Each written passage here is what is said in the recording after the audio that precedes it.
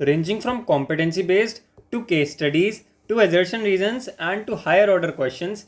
Everything is covered in this beautiful question bank by TR Jain and VK Hori sir. And आज हम इस question bank को completely discuss करने वाले हैं. So let's start. हेलो, हाय, नमस्ते, सत श्री अकाल, आदाब एंड राधे राधे सभी को. आई होप सब एकदम हेल्दी एंड एकदम एक्साइटेड हो गए to learn macroeconomics. And आज हम क्या करने वाले हैं, आज हम चैप्टर 1 का क्वेश्चन बैंक बहुत अच्छे से डिस्कस करने वाले हैं. दिस साइड योर क्यूरियस भैया and I welcome you to जिज्ञासा rush, the place where curiosity gets justice.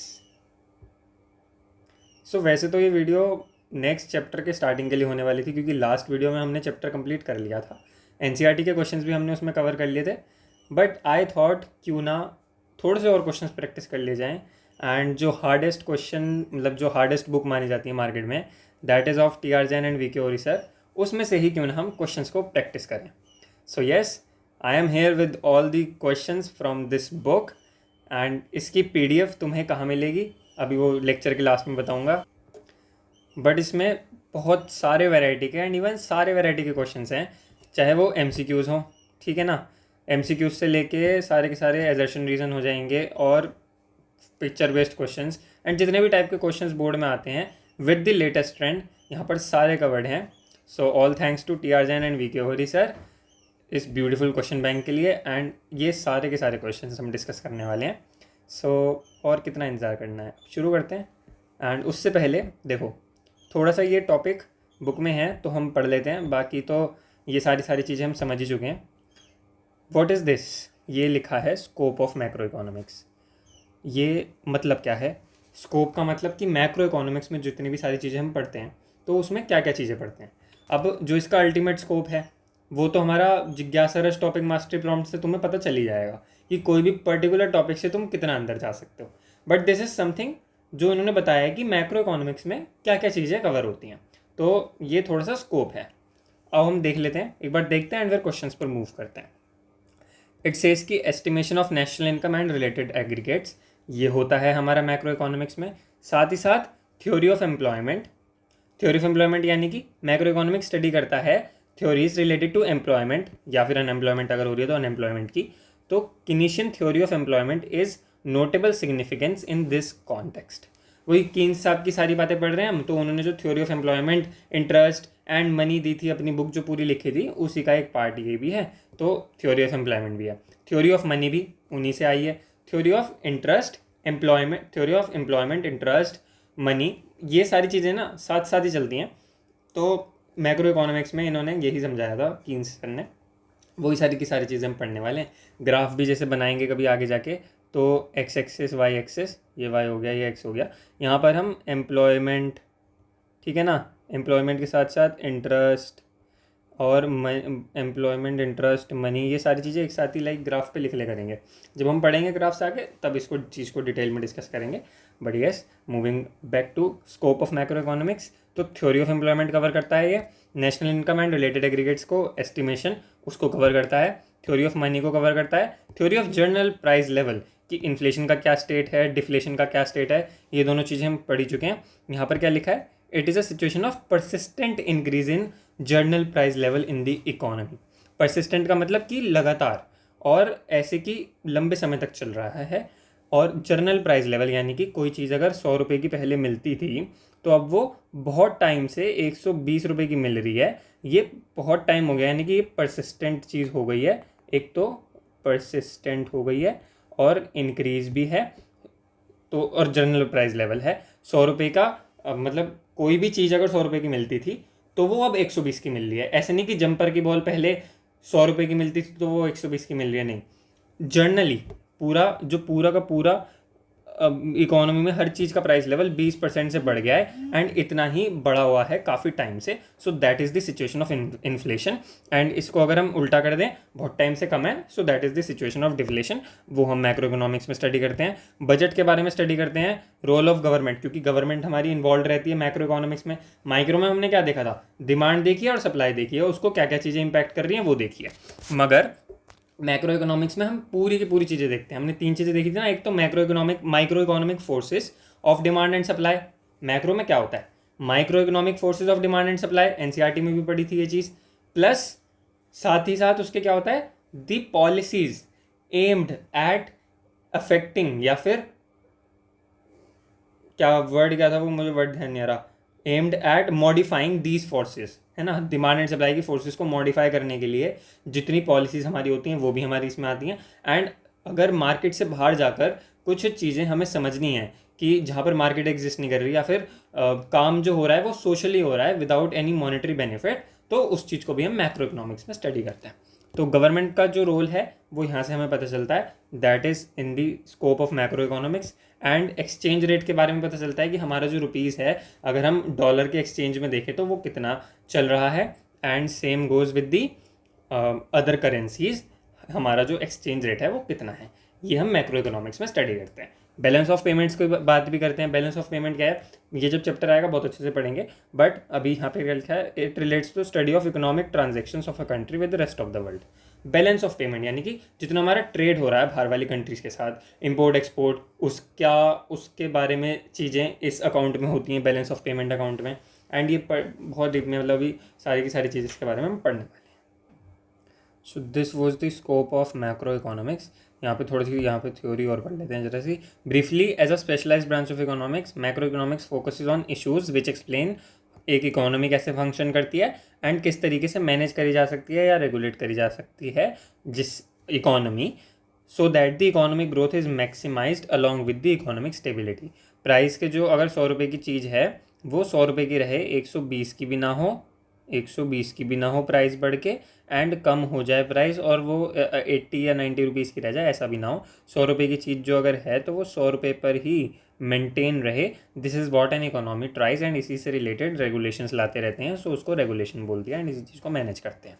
Economic growth ज़्यादा से ज़्यादा हो, हमारी जो जीडीपी है वो बढ़े। जीडीपी क्या होती है अगले चैप्टर में बहुत प्यारा मतलब इसका समझने वाले हैं, एकदम बिल्कुल इन डेप्थ, मतलब बुक से बहुत ज़्यादा डेप्थ में, तो वो हम देखेंगे ये। बाकी हाँ, स्कोप यहाँ पर ख़त्म होता है, एस्टिमेशन आ जाती है, थ्योरी ऑफ एम्प्लॉयमेंट आ जाएगी, money, general price level, government budget आ जाएगा, और एक्सचेंज रेट एंड बीओपी, ये सारी की सारी चीज़ें हमारी मैक्रो इकोनॉमिक्स में आ जाएंगी। एंड हमारे चैप्टर्स भी इसी तरीके से डिवाइडेड है, so no need to worry about anything. बहुत अच्छे से हम सारी चीज़ों को पढ़ने वाले हैं और अपनी इकोनॉमी को समझने वाले हैं। पहले हम समझेंगे कि इकोनॉमिक्स कैसे वर्क करती है, और उसके बाद हम इंडियन इकोनॉमी को पढ़ेंगे, हमारे जो देश की इकोनॉमी है वो कैसे काम कर रही है, ऐसे क्या पॉलिसीज़, ऐसी क्या चीज़ें हमने इकोनॉमिक्स सब्जेक्ट से उठाई हैं कि हमारी इंडियन इकोनॉमी बनी है, सारा कुछ पढ़ेंगे। आ जाओ स्टार्ट करते हैं अब हम क्वेश्चंस के साथ। So the first question says is, क्या बोलता है ये, macro economics is concerned with, pause the video, think about it and answer करो, मैं भी साथ साथ आंसर करता हूँ, ठीक है। हर क्वेश्चन में ऐसे करना है, वीडियो को हल्का सा पॉज करना है, सोचना है, एंड बाद में फिर आंसर चेक करना है, क्योंकि I am giving answer to each and every question. Macro economics is concerned with the level of output of goods and services. एक सेकेंड, पेन थोड़ा सा चेंज कर लूँ, यस।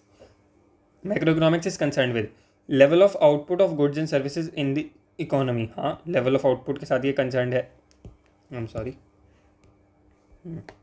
लेवल ऑफ आउटपुट के साथ इसका कंसर्न रहता है। जर्नल प्राइस लेवल के साथ भी जो है मैक्रो इकोनॉमिक कंसर्न रहती है। अगर प्राइस लेवल हो, इंडिविजुअल प्राइस लेवल, उससे कंसर्न नहीं है, जनरल प्राइस लेवल से कंसर्न है। मगर हम एनालिसिस तो फिर भी ऐसे करते हैं, एक इमेजिनरी कमोडिटी लेंगे और उसको एनालाइज करेंगे, उसमें लेवल ऑफ एम्प्लॉयमेंट, उसी में देखेंगे हम प्राइस लेवल, और उसी में हम देखेंगे क्या चीज़ रह गई, एम्प्लॉयमेंट हो गया, आउटपुट हो गया और प्राइस लेवल हो गया, ये तीनों चीज़ें देखेंगे। ये इसलिए ऑल ऑफ दीज इसका आंसर हो जाएगा। पेन को थोड़ा सा और मोटा कर लेते हैं एंड चलते हैं आगे। तो study of journal price level is the subject matter of, journal price level है, जनरल किस में आता है, मैक्रो इकोनॉमिक्स, ठीक है। उसके बाद चलते हैं, aggregation is involve in, aggregate करके किस में हम पढ़ते हैं, इसमें तो इंडिविजुअल चीज़ें पढ़ते हैं, मैं माइक्रो इकोनॉमिक्स में इंडिविजुअल, इसमें एग्रीगेशन नहीं होता, इसमें होता है aggregation, so this is our answer. Both A and B नहीं, मैक्रो इकोनॉमिक्स हम ब्रॉडर लेवल पर पढ़ते हैं, इसलिए ये आंसर होगा। इकोनॉमिक एजेंट्स कौन से होते हैं, हमने देखे थे, गवर्नमेंट भी हो गई, कंज्यूमर भी हो गए, प्रोड्यूसर भी हो गए, बैंक्स भी हो गए, कॉर्पोरेशंस भी हो गई, एंड अगर इम्पोर्ट एक्सपोर्ट पर कुछ इंपैक्ट आ रहा है तो वो बात की चीज़ है, बट ये हमारे 4 एजेंट्स थे, ये हमने पढ़े थे, एंड ये एग्जाम्पल्स हैं, ये कोई ऐसा नहीं है कि यही होते हैं। देखो, बैंक्स होंगे, गवर्नमेंट होगी, कॉरपोरेशंस होंगी। कॉरपोरेशंस यानी कि ऐसी बॉडीज़ जिनकी एग्जिस्टेंस, या कोई कंपनी जैसे होती है ना, तो एक कंपनी क्या करती है, एक कंपनी की जो एग्जिस्टेंस है उसके ओनर से अलग होती है। ऐसा तो नहीं है कि अगर रतन टाटा जी हैं तो रतन टाटा जी, चलो वैसे अब नहीं है, अगर हम मुकेश अंबानी जी की बात करें तो अगर जियो का सिम हमारा काम नहीं कर रहा होगा, हम मुकेश अंबानी को नहीं बोलेंगे, हम जियो में कंप्लेंट करेंगे। सीधी सीधी बात है, उनको तो कैसे बोलेंगे ना। बट अगर हमारे जिगरी दोस्त भी होंगे तब भी जियो कंपनी की मेन बात आएगी। एंड लीगली अगर हम देखेंगे so it has a separate legal existence. ये 11th की BST में भी पढ़ा होगा। एंड अगर तुम इकोनॉमिक्स अकाउंट्स पढ़ोगे क्लास 12th या 11th में, कुछ भी यार अकाउंटिंग में तो देखो, अकाउंटिंग में तो बिजनेस एंटिटी और वो अलग अलग होते हैं, मगर सोल प्रोप्राइटर क्या होता है, कुछ कॉन्सेप्ट्स हैं यहाँ पे। एक सोल प्रोप्राइटर का, सोल प्रोप्राइटर इज समवन जो जिसकी legal existence is not different from its business. Sole proprietor है, उसकी लाइबिलिटी अनलिमिटेड रहेगी और उसकी जो उसकी लीगल एंटिटी है, लीगल एंटिटी वो सेम है। बिजनेस और सोल प्रोप्राइटर, जो बंदा बिजनेस को चला रहा है, सोल प्रोप्राइटरशिप का बिजनेस जो चला रहा है, he is not different in eyes of law. Law की नज़रों में कौन डिफरेंस होता है, कंपनी, कंपनी डिफरेंट होती है। एंड कॉर्पोरेशन जहाँ भी वर्ड आ जाएगा ना, कोई भी कंपनी के साथ या फिर कोई और बहुत सारी बॉडीज होती हैं जहाँ पर कॉर्पोरेशन होता है, सो उसकी एक सेपरेट लीगल एग्जिस्टेंस होती है उसके जो मालिक हैं उनसे। ठीक, बाकी लॉज वगैरह में बहुत सारी चीज़ें इसकी आपस में हैं, वो अभी मैटर ऑफ कंसर्न हमारा नहीं है। हमारा जो मैटर ऑफ कंसर्न था, हमारा इकोनॉमिक एजेंट्स कौन से होते हैं, कॉरपोरेशंस हैं, बैंक्स हैं, गवर्नमेंट है, कंज्यूमर, प्रोड्यूसर, ये भी हमारे इकोनॉमिक एजेंट्स हैं जो इकोनॉमी का काम कर रहे हैं। और हम आगे चलें तो इनके अलावा भी और काफ़ी सारे एग्जाम्पल्स हमें मिल जाएंगे। जो भी इकोनॉमिक्स का बंदा काम कर रहा है वो हमारा इकोनॉमिक एजेंट होगा। इसके बारे में और लेवल और डीपर लेवल पर आगे आगे जाके हम पढ़ते रहेंगे। सो अभी इतना ध्यान में रखना है कि these are the examples and these are not the only agents. इसके आगे मैं देखो एग्जाम्पल कुछ और भी लिख देता हूँ। Governments plus banks plus corporations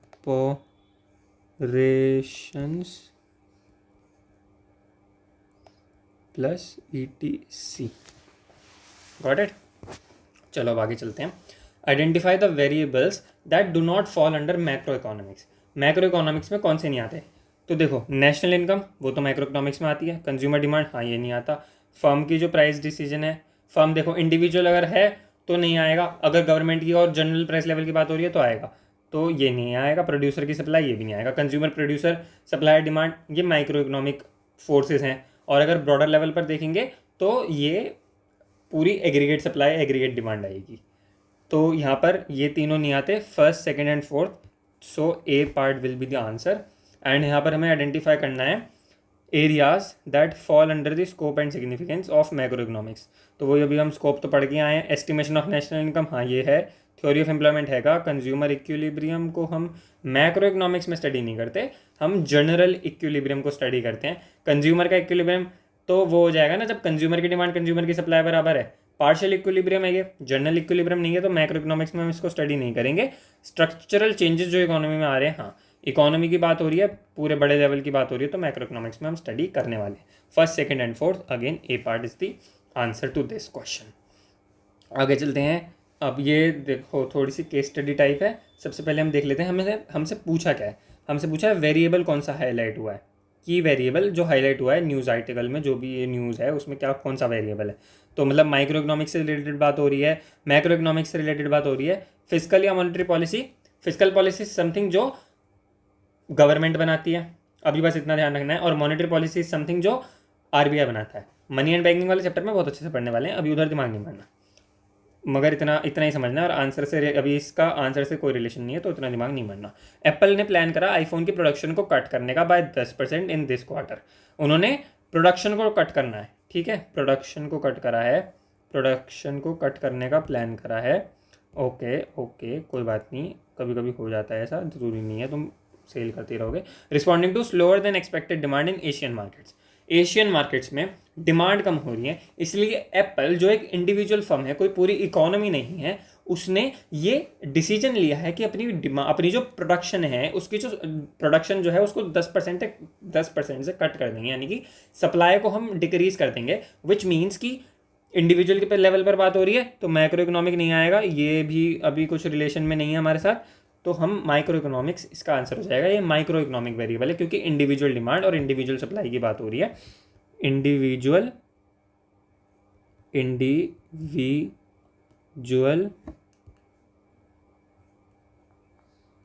demand and, अब तुम कहोगे कि यार इंडिविजुअल डिमांड तो नहीं है, पूरी मार्केट की डिमांड है, but the matter of concern is कि जो मार्केट की डिमांड है वो यहाँ पर उसके बारे में नहीं पूछा, हमसे पूछा है कि जो एप्पल ने डिसीजन लिया वो किसका एग्जाम्पल है, ठीक है। और यहाँ पर एक पर्टिकुलर चीज़ के बारे में मार्केट की बात हो रही है, एशियन मार्केट की बात हो रही है, that is also an individual level. ये कोई बड़ा एक इकोनॉमी की बात नहीं हो रही है एज अ होल, इसलिए इंडिविजुअल डिमांड एंड सप्लाई की बात है। और हमसे सप्लाई से रिलेटेड ही पूछा है, यानी कि एप्पल ने जो डिसीजन लिया उससे रिलेटेड क्वेश्चन पूछा है। That's why micro and micro will be the answer. I hope you got it. आगे चलते हैं। हमसे पूछा है during an economic slow down. अभी यहाँ पे क्या बताना है, सिचुएशन कौन सी डिस्क्राइब है, सिचुएशन के बारे में बताना है कि कौन सी सिचुएशन है। इकोनॉमी में स्लो डाउन हुआ है, बहुत सारी फैमिलीज़ ने इकोनॉमी स्लो डाउन हुआ है और फैमिलीज़ ने डिसाइड करा है cut down their house hold expenses, okay, and वो अपनी सेविंग्स को बढ़ाएंगे। सेविंग्स बढ़ाएंगे क्योंकि इकोनॉमी गिर रही है। ये देखो कौन सा है, लास्ट क्लास में पढ़ा है ना, micro macro paradox. So while this helps them feel financially secure individually, businesses across the country report falling sales, leading to the lower production and job losses. So ये क्या कौन सी सिचुएशन है, ये वही वाली सिचुएशन है जो हमने पढ़ी थी, माइक्रो मैक्रो पैराडॉक्स। जब सेविंग्स लोग कर रहे होते हैं, इंडिविजुअल एकदम हैप्पी है कि हाँ मैं सेविंग्स कर रहा हूँ, बट जब वो सेविंग्स कर रहा है तो एक्सपेंडिचर गिरेगा। सेविंग्स अगर बढ़ेंगी, ठीक है, सेविंग्स बढ़ेंगी तो एक्सपेंडिचर गिरेगा तो डिमांड गिरेगी, एग्रीगेट डिमांड गिर जाएगी तो क्या होएगा, एग्रीगेट डिमांड अगर गिर गई तो क्या कहते हैं, जो इन्वेस्टमेंट है, बिजनेसेस इन्वेस्ट नहीं करेंगे क्योंकि उनके पास पैसा ही नहीं आएगा। अब डिमांड नहीं है तो बिजनेस किस लिए ज़्यादा प्रोडक्शन करेंगे, इन्वेस्टमेंट गिरेगी, प्रोडक्शन यानी कि एग्रीगेट सप्लाई भी गिरेगी, और एक जो इकोनॉमी है वो डिप्रेशन के केस में आ जाएगी। ये हमने माइक्रो मैक्रो पैराडॉक्स में पढ़ा था। बट अगर इंडिविजुअल सेव नहीं करेंगे, एक्सपेंड करते रहेंगे तो उनके पास पैसा नहीं बचेगा, डिप्रेशन, ठीक है। ये पूरी की पूरी सिचुएशन हमारी बनने वाली है जब सेविंग्स हम करते हैं। तो इसलिए कि मैं अब सेविंग्स जो है करें ना करें, तो ये इकोनॉमिक जो पॉलिसीज़ बनाते हैं वो डिसाइड करते हैं ऐसा कुछ कि सेविंग्स भी होती रहे और इकोनॉमी में बर्डन भी ना आए, ठीक है। सो दिस इज़ समथिंग जो हमने कर लिया। ये सारे के सारे आंसर देखो हम चेक कर लेते हैं, बी एंड 7th का भी बी, ठीक है, और उसके साथ साथ 6th का ए, 5th का ए, डी 4th का डी, 6th का ए, 5th का ए, 4th का डी, 3rd का बी और ए, बी और डी, सॉरी बी, 3rd का सी।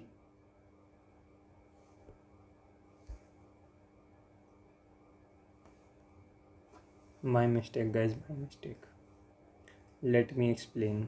देखो हमने एनसीईआरटी पे चलते हैं, मैं फटाफट से एनसीईआरटी का स्क्रीनशॉट यहाँ पे लगाता हूँ। हो सकता है कन्फ्यूजन तुम्हें भी हो, मैंने गलती कर दी पढ़ा के, तो फिर तुम तो कर ही सकते हो ना। Let me just put NCERT screenshot here and उसकी लाइन में यहाँ पे लगाता हूँ, सो जिससे हमें चीज़ें क्लियर होंगी।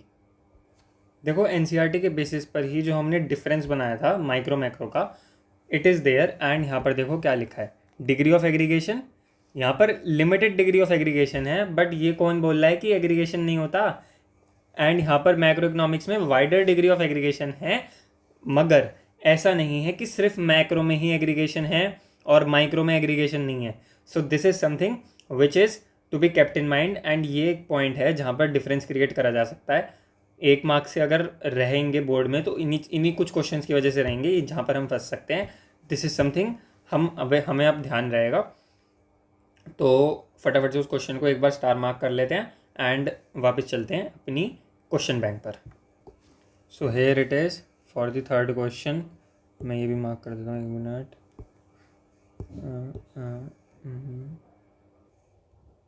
ठीक है, इंडिविजुअल तो देखते हैं, बोथ ही हमारा इसका आंसर होएगा। और ये क्वेश्चन को हम ब्लू से स्टार बना लेते हैं, साथ ही साथ इसको हाईलाइट कर लेते हैं। ठीक है, तो जब हम रिवीजन कर रहे होंगे ये वाला क्वेश्चन फिर से कर लेंगे। बट यस, ये क्वेश्चन देखो यहाँ पर स्क्रीनशॉट भी मैंने लगा दिया है, बट लिमिटेड डिग्री होगी, बट एग्रीगेशन जरूर होएगा माइक्रो में। सो यहाँ पर हमारे खत्म होते हैं बी एंड डी, ये भी सही है। ठीक है, अब हम चलते हैं आगे। ये गलती ना वैसे मैंने देखो जानबूझ के करी थी कि जिससे हम कुछ सीख सकें। सॉरी, हो गई थी गलती, जो भी है। अब आ जाओ डिफरेंस देखते हैं, sorry fill in the blanks कुछ करते हैं। Dash is related to the economy as a whole. Economy as a whole macro की बात है, macro macro, this is macro. ठीक है, study of price behaviour in individual, हाँ, study of price behaviour in India, price का behaviour India में study करना will come under the preview of, यानी कि माइक्रो में आएगा या मैक्रो में आएगा। एक इंडिया में, यानी कि इंडिया के प्राइस लेवल, यानी कि पूरी इकोनॉमी एज अ होल को देखना, तो ये तो मैक्रो में आ जाएगा। Macro macro macro macro macro macro macro macro macro. Allocation of resources is the central issue in, resources को एलोकेट करना अच्छे तरीके से, ये किस में सेंट्रल एक इशू रहता है। फटाफट से वही डिफरेंस पर वापस हम चलते हैं, मैक्रो एंड माइक्रो वाले डिफरेंस पर। जस्ट हैव अ लुक कि यहाँ पर सेंट्रल इशू क्या है, एलोकेशन ऑफ रिसोर्सेज। देखो माइक्रो इकोनॉमिक्स में हम एक इंडिविजुअल सप्लायर और इंडिविजुअल बायर की बात करते हैं, और जो हमारे लिमिटेड रिसोर्सेज हैं उसको हम किस तरीके से एलोकेट करें जिससे इंडिविजुअल की जो नीड है वो सेटिस्फाई हो जाएं, एंड जो रिसोर्सेज का एक्सप्लॉयटेशन है वो भी ऑप्टिमम वे में हो, ना ज़्यादा ना कम। ये हम माइक्रो इकोनॉमिक्स में स्टडी करते हैं। एंड लेवल ऑफ एम्प्लॉयमेंट को स्टडी करना, आउटपुट को स्टडी करना, this is a main concern of macro economics. So this is also which we need to keep in mind and which we need to remember. तो allocation of resources is something which is the central issue of micro economics. Okay, तो yes, हम इसको micro economics लिख देते हैं and इस वाले question को भी स्टार मार्क कर लेते हैं। So here micro economics is the answer, and यहाँ पर हमने इस क्वेश्चन को थोड़ा सा हाईलाइट कर लेते हैं। ठीक है ना, थोड़ा सा ही कर लेते हैं, बस हो गया। Determination of overall level of output, ये तो अब हमने देख ही लिया। अब माइक्रो हो गया तो मैक्रो ही होगा, ये तो ये कहाँ गया, मैक्रो इकोनॉमिक्स का सेंट्रल इशू है। आउटपुट को देखना, पूरी इकोनॉमी की बात करना, macroeconomics. Aggregate demand is not a, aggregate demand is not a micro variable, not पूछा है, ध्यान रखना इस बात को, नॉट पूछा है तो माइक्रो आ जाएगा, माइक्रो का वेरिएबल नहीं है। एंड यहाँ पर मैक्रो आ जाएगा, मैक्रो इकोनॉमिक्स, यहाँ पर माइक्रो इकोनॉमिक्स, यहाँ पर मैक्रो इकोनॉमिक्स, एंड यहाँ पर मैक्रो इकोनॉमिक्स, यहाँ पर भी मैक्रो इकोनॉमिक्स। ठीक है, from the view point of economy, पूरी इकोनॉमी के अगर हम दृष्टिकोण से देखा जाए तो saving lead to dash in aggregate demand. देखो पूरी इकोनॉमी का व्यू पॉइंट है, ये इंडिविजुअल का व्यू पॉइंट नहीं है। अगर सेविंग कर रहा है तो फॉल हो जाएगा इन दी एग्रीगेट डिमांड, अगर बंदा सेविंग कर रहा है तो एग्रीगेट डिमांड जो है वो गिर जाएगी, and there will be a fall in the aggregate demand. That's why it is a vice in the case of economy as a whole, in the from the economic view point saving is a vice, and from the individual view point it is a virtue, क्योंकि interest मिलता रहेगा, income आती रहेगी। Monetary and physical policies of the government are a part of, government की बात कर रहा है, माइक्रो में हम इंडिविजुअल लेवल पर बात करते हैं, बट गवर्नमेंट की बात हम पूरे बड़े लेवल की बात जो हम करते हैं वो मैक्रो इकोनॉमिक्स में करते हैं। Sorry for the background noise, अगर तुम्हें कुछ आई हो, पार्डन मी फॉर दैट, मैं नहीं कर रहा हूँ क्योंकि घर में शोर हो रहा। तो देखो ये macro macro fall, these are the answers.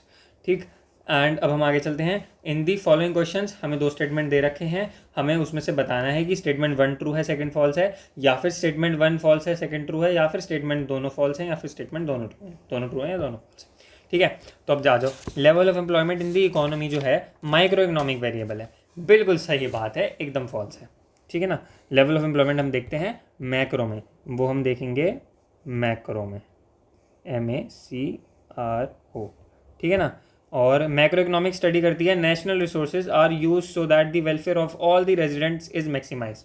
ये बात तो देखो सही है, ये वाली बात तो सही है कि जो इकोनॉमी है, जो हमारी मैक्रो इकोनॉमिक्स है, वो देखती है कि जो नेशनल रिसोर्सेज हैं वो इस तरीके से एलोकेट हो कि जो पूरी सोसाइटी है, जितने भी लोग रह रहे हैं कंट्री में, उनका मैक्सिमम वेलफेयर हो जाए. So yes, this is true and first one is false. तो इस वाले पार्ट का 16th का क्या आंसर हो जाएगा? 16th का आंसर हो जाएगा statement 1 is false and second is true. तो B will be the answer of this question. ठीक है, बी हो जाएगा. अब हम आगे चलते हैं. Aggregate demand is a macro economic variable. Aggregate demand macro economic variable है. सही बात है, सही बात है ना, सही बात है. ठीक है. और माइक्रो लेवल पर, छोटे लेवल पर, economic decisions are taken largely by individual economic agents. ये भी सही बात है. सो दोनों स्टेटमेंट जो हैं यहाँ पर हमारे ट्रू हो जाते हैं. Both the statements are true and this is our answer. ठीक, आगे चलते हैं. आगे आ जाओ. इकोनॉमिक एजेंट्स जो हैं वो इंक्लूड करते हैं दोज इंडिविजुअल्स एंड इंस्टीट्यूशन जो कि इकोनॉमिक डिसीजंस लेते हैं. सही बात है, इंडिविजुअल एंड इंस्टीट्यूशन जो कि इकोनॉमिक डिसीजंस लेते हैं, these are the economic agents. यही हमने पढ़ा था. बिल्कुल सही बात है, बिल्कुल सही बात है.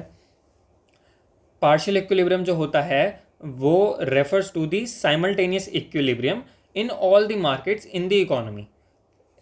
पार्शियल इक्विलिब्रियम, साइमल्टेनियस इक्विलिब्रियम नहीं नहीं नहीं नहीं, साइमल्टेनियस नहीं आएगा. वहाँ तो फिर जनरल आ जाएगा. साइमल्टेनियस की बात करनी है तो वो तो जनरल आएगा.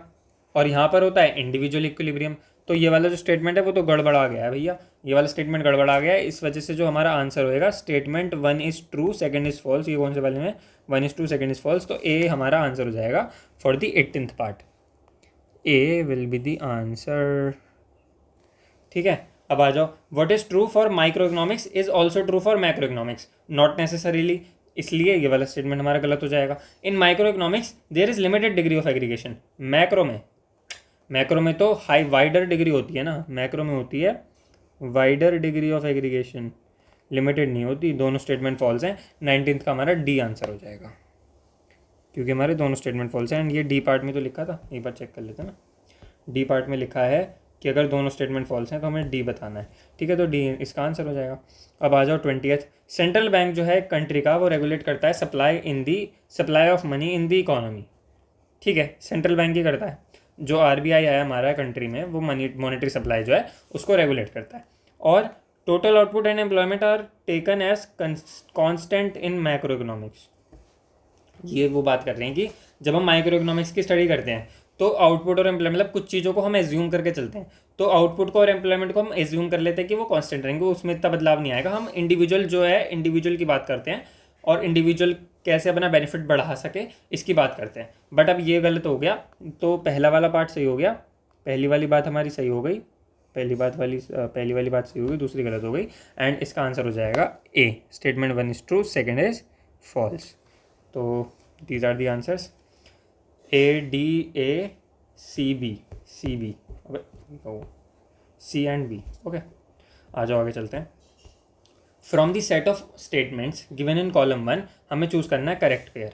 ठीक है, इसमें से करेक्ट पेयर बताना है, जल्दी से बता दो. जनरल इक्विलिब्रियम, ये क्या बात हुई? जनरल इक्विलिब्रियम ऐसे तो नहीं आएगा.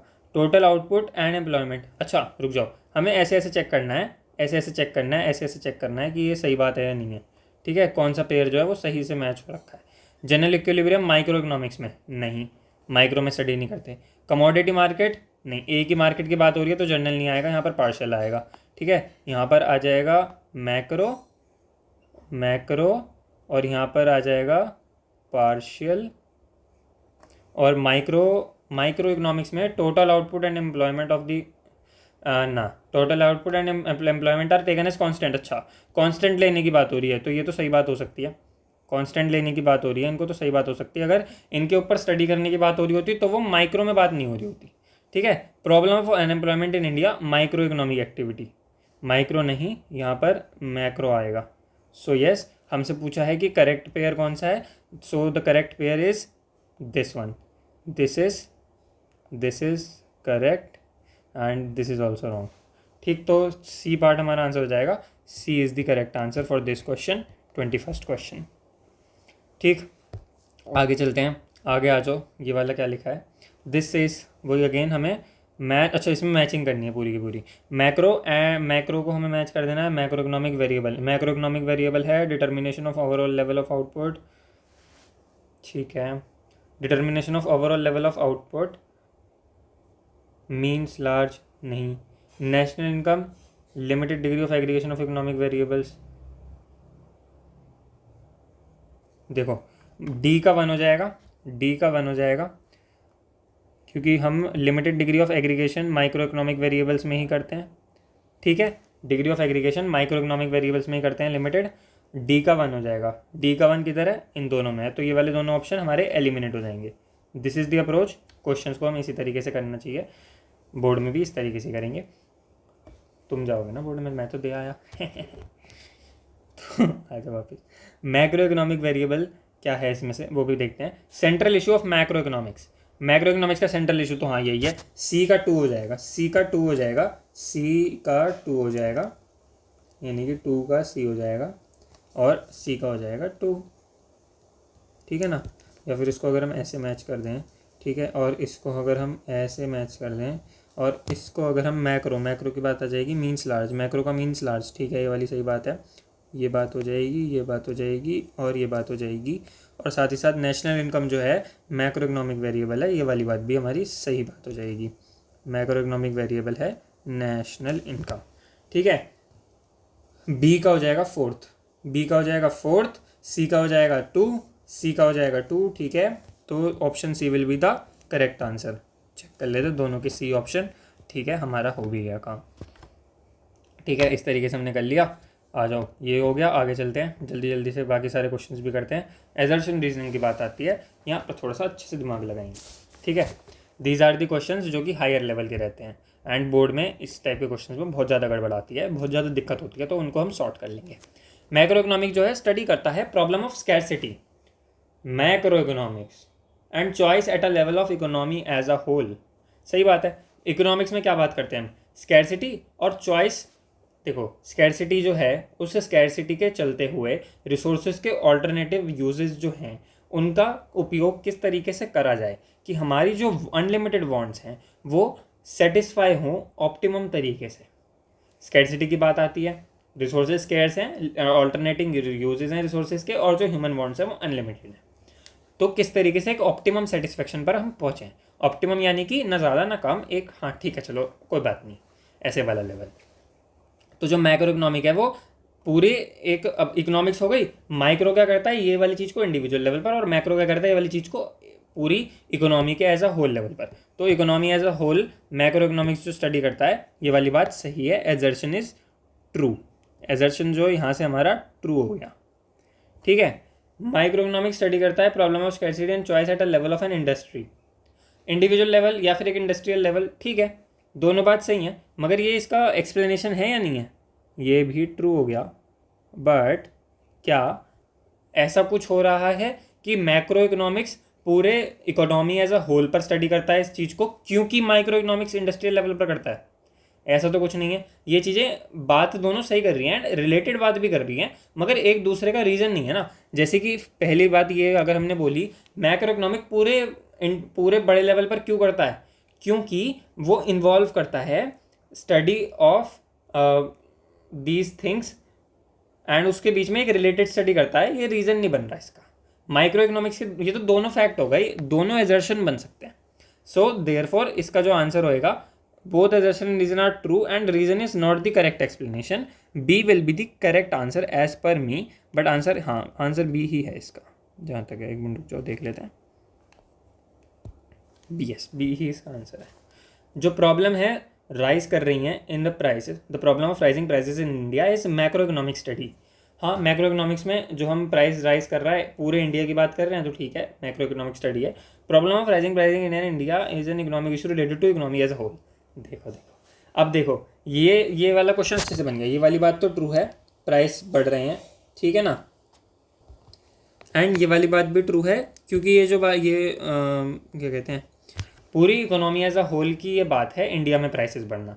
अब बिकॉज लगा कर अगर हम देखें तो जो प्राइस राइज होने की जो क्या कहते हैं, जो इंडिया में प्राइसेस बढ़ रहे हैं, मैक्रो इकोनॉमिक स्टडी इसको इसलिए करता है क्योंकि it is an issue which is related to economy as a whole and this is the perfect reason, यही रीज़न होना चाहिए। तो इस वजह से इसका जो आंसर होगा वो हमारा ए हो जाएगा, A will be the right answer for this question, ठीक है।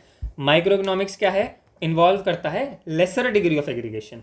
माइक्रो में लेसर डिग्री, सही बात है, in comparison to macro economics, बिल्कुल सही बात है। अगेन ट्रू, एग्रीगेट डिमांड जो है in micro economics is identical with market demand in micro economics, not identical, but ठीक है, हम उसको कुछ ना कुछ हद तक रिलेटेड कह सकते हैं, है ना। तो will this be a true और फॉल्स? सोचो थोड़ा, अगर हम तुम भी सोचो मैं भी सोचता हूँ, तो दिस इज समथिंग जो कि आइडेंटिकल नहीं है। हमने जो एनसीईआरटी में पढ़ा था, फटाफट से एनसीईआरटी की लाइन में तुम्हें वापस दिखा के लाता हूँ। एनसीईआरटी में लिखा था कि माइक्रो इकोनॉमिक्स वेंट, मतलब उसके मैक्रो के सबसे ज़्यादा क्लोज तब गया था जब उसने मार्केट डिमांड को स्टडी करा था। एनसीईआरटी में चलते हैं, चलो मैं दिखाता हूँ। सो यहाँ पर ये जो लाइन है, the nearest that micro economics got to the macro economics was when it looked at the general equilibrium, meaning the equilibrium of the supply and demand in each market in the economy. ठीक है, तो यहाँ पर nearest गया है, मगर यहाँ पर आइडेंटिकल की बात नहीं होती, ठीक है ना। अगर हम देखें कि इज इट आइडेंटिकल, रुक जाओ, वॉज इट आइडेंटिकल, मतलब does this mean identical? Identical नहीं, यहाँ पर आइडेंटिकल होने की बात नहीं हो रही है, ठीक है। सो अब हम वापस चलते हैं। सो यस, ये स्क्रीनशॉट लगा दिया है एनसीईआरटी, मैं यहाँ पे लिख देता हूँ एनसीईआरटी, एंड यहाँ पर जो है आइडेंटिकल होने की बात नहीं हो रही है, ठीक है। इसको थोड़ा सा अगर हम वाइडन करें, आइडेंटिकल होने की बात क्योंकि यहाँ पर नहीं हो रही है, तो हमने ये भी लिख दिया, ठीक है। तो this will be false, this is where micro economics went close, is nearest या फिर क्लोजली रिलेटेड, ठीक है। ऐसा कुछ होता तो भी ट्रू हो जाता, बट अभी तो ये फॉल्स रहेगा। तो ठीक है, अब इसका assertion is true, reason is false, option C will be the correct answer. Hope you got it. Unemployment जो है कंसीडर करा जाता है major macro economic issue. Unemployment major macro economic issue है, बिल्कुल सही बात है, मेजर मैक्रो इकोनॉमिक इशू, सही बात है। मैक्रो इकोनॉमिक्स में स्टडी करते हैं problem related to national income, employment and output at the aggregate level, ठीक है। अनएम्प्लॉयमेंट जो है मेजर इशू कंसीडर करा जाता है क्योंकि हम मैक्रो इकोनॉमिक्स में बातें ही इन्हीं चीज़ों पे करते हैं, बिल्कुल सही बात है, दोनों ट्रू हैं, और ये जो है रीज़न भी सही है, तो इसका ए जो है सही आंसर हो जाएगा, A will be the right answer, ठीक है। ये भी ट्रू है एंड ये भी ट्रू है एंड करेक्ट एक्सप्लेनेशन भी है, ये भी करेक्ट है, ठीक है ना। तो एस्टिमेट करते हैं अब नेशनल इनकम हेल्प करता है हमें इस चीज़ में, help government to take appropriate policy decision. National income को जब हम एस्टिमेट करते हैं तो ये हमें पॉलिसी जो है अच्छे से बनाने में हेल्प करता है। मैक्रो इकोनॉमिक का जो डेटा है, मैक्रो इकोनॉमिक्स का डेटा है, act as a guide for government sector decision making. ये भी आपस में रिलेटेड हो गए। जो है नेशनल इनकम को एस्टिमेट करने में गवर्नमेंट हमारी, मतलब नेशनल इनकम को एस्टिमेट करना गवर्नमेंट को हेल्प कर रहा है कि वो अप्रोप्रिएट पॉलिसी बना सके। ये तो सही बात है, नेशनल इनकम अगर जितनी ज़्यादा होएगी उतनी गवर्नमेंट उस हिसाब से सही सही पॉलिसी बना लेगी, ठीक है। अगर ज़्यादा है तो उसको मेंटेन करने के लिए, और अगर कम है तो उसको बढ़ाने के लिए गवर्नमेंट पॉलिसी बना लेगी। और ये वाली जो चीज़ है हम मैक्रो इकोनॉमिक्स में स्टडी करते हैं, and national income is a macro economic data. Macro economic data जो हमारा नेशनल इनकम है वो हमारा मैक्रो इकोनॉमिक डेटा है, ठीक है। तो वो गवर्नमेंट की हेल्प कर रहा है और उसको गाइड कर रहा है इन डिसीजन मेकिंग। तो ये वाली बात भी सही हो गई। अब ये दोनों चीज़ें हैं आपस में रिलेटेड हो गई। अब देखो estimation of national income health government, ठीक है। अब हमें ना हर बार हर सिचुएशन में केवल वाई लगा के आंसर नहीं मिलेगा। जब तुम्हें लग रहा हो कि हाँ ये बातें आपस में रिलेटेड हैं तो तुमने इसका ए आंसर कर देना है। जैसे यहाँ पर तो हो गया। अब ये वाला जो सिनेरियो है ये दोनों सही बातें हैं और ये आपस में रिलेट भी कर रहा है। Assertion is the correct reason.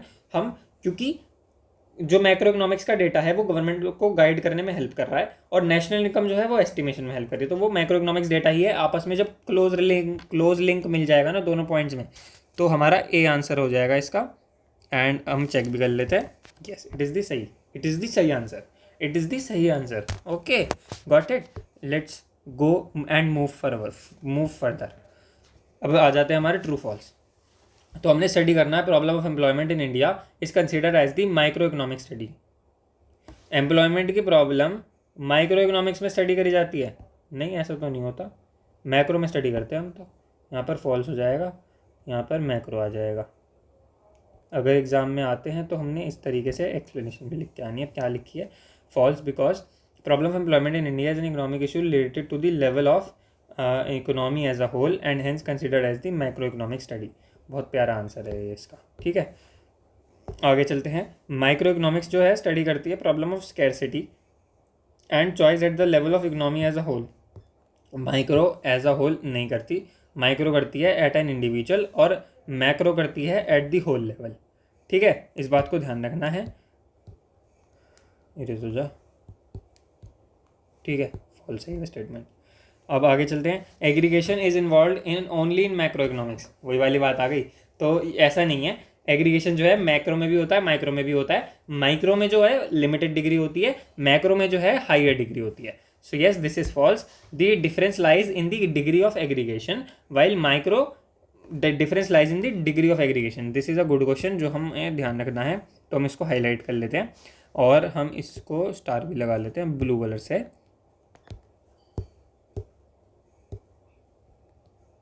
ठीक है, और ये वाली बात क्यों फॉल्स इसलिए है क्योंकि degree of aggregation depend matter करेगा, डिफर करेगा, but not the aggregation. Aggregation तो दोनों में होगा। माइक्रो इकोनॉमिक्स में हो जाएगा इंडिविजुअल इंडस्ट्री और इंडिविजुअल मार्केट, वो भी तो एग्रीगेट ही कर रहे हैं। देखो, हम मार्केट इक्विलिब्रियम जब निकालते थे, डिमांड एंड सप्लाई को जब इक्वल करते थे और जो ग्राफ बनाते थे उसमें एक ये वाला ग्राफ है, एक ये वाला ग्राफ है। हम मैक्रो सॉरी इसमें जैसे करते थे ना माइक्रो इकोनॉमिक्स में, देखो ये एक ए हो गया, ये कस्टमर ए की बात हो गई, ए पर्सन, ये है बी पर्सन की डिमांड कर्व, बी पर्सन का डिमांड कर्व, ये तो सप्लाई हो गया ना, प्राइस के साथ गिरेगा। तो ये ए का डिमांड कर्व है, ये बी का डिमांड कर्व है, और पूरी मार्केट का जो डिमांड कर्व है वो हमारा इन दोनों को टोटल करके आता था।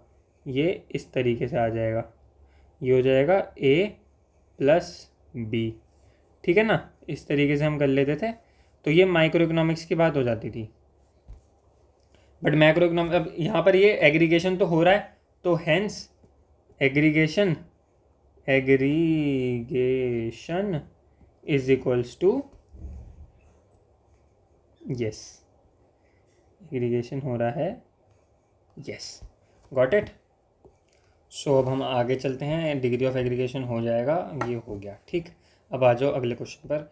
Saves more is always a virtue, बिल्कुल गलत।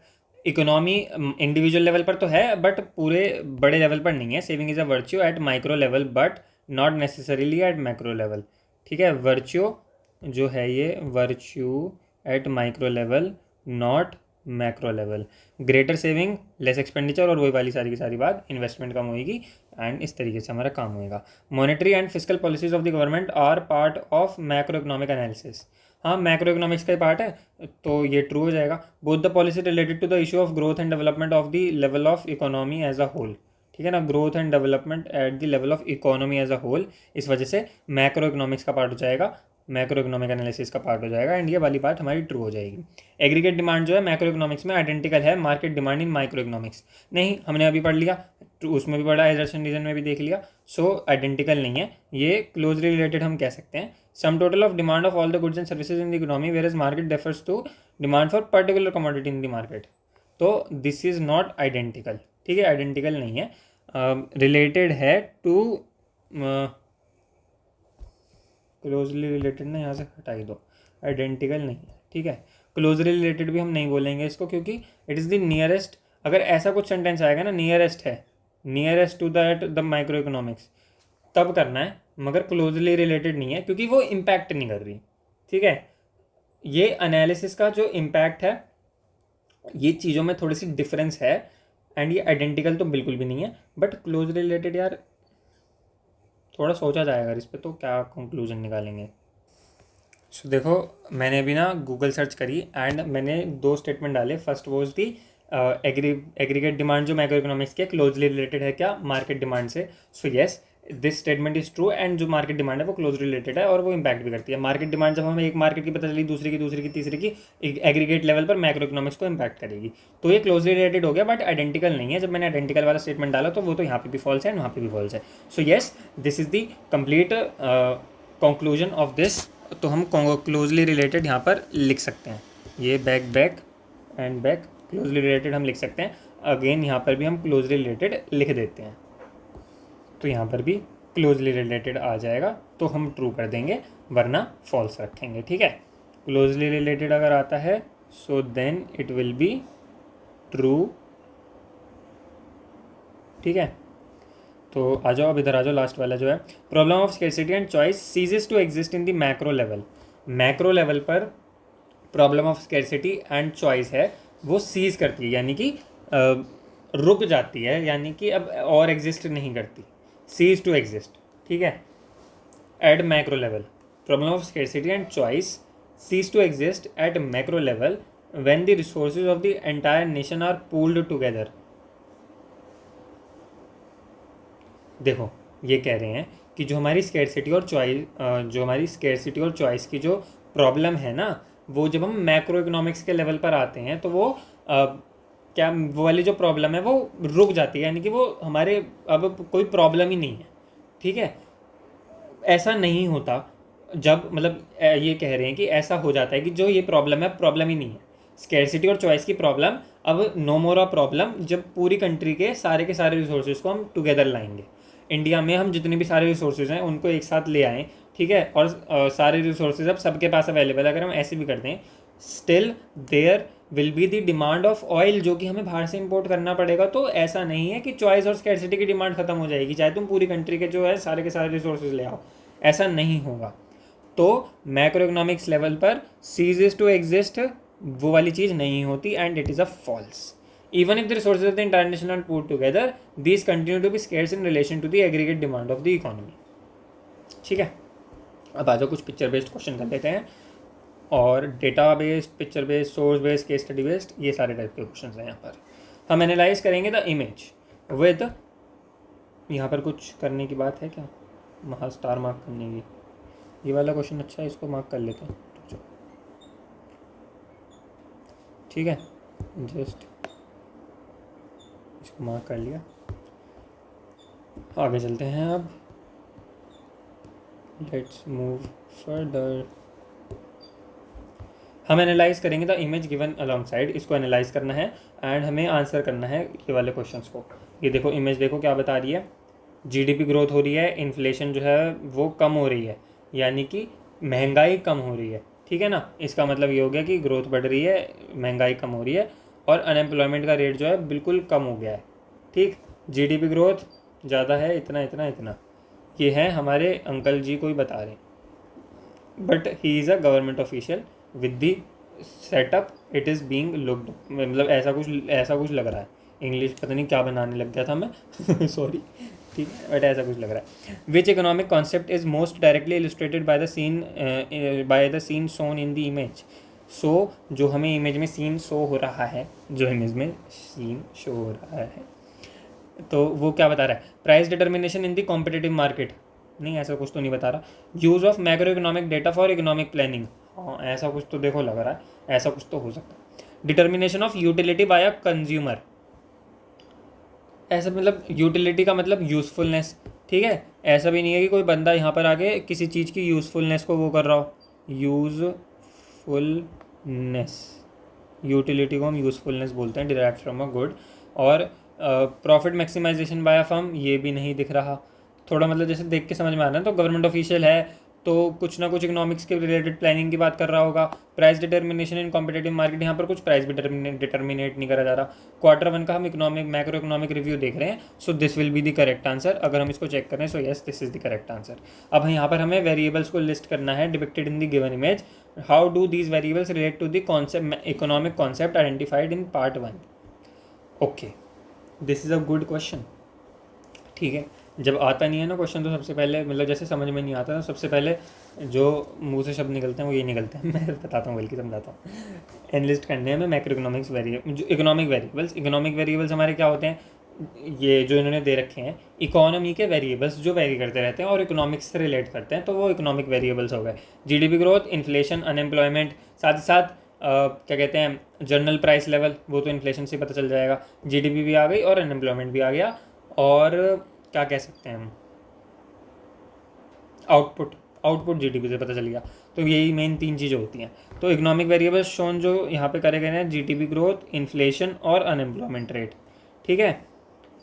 और साथ ही साथ these micro economic indicators, these are micro economic indicators as they reflect the overall health performance of the entire economy.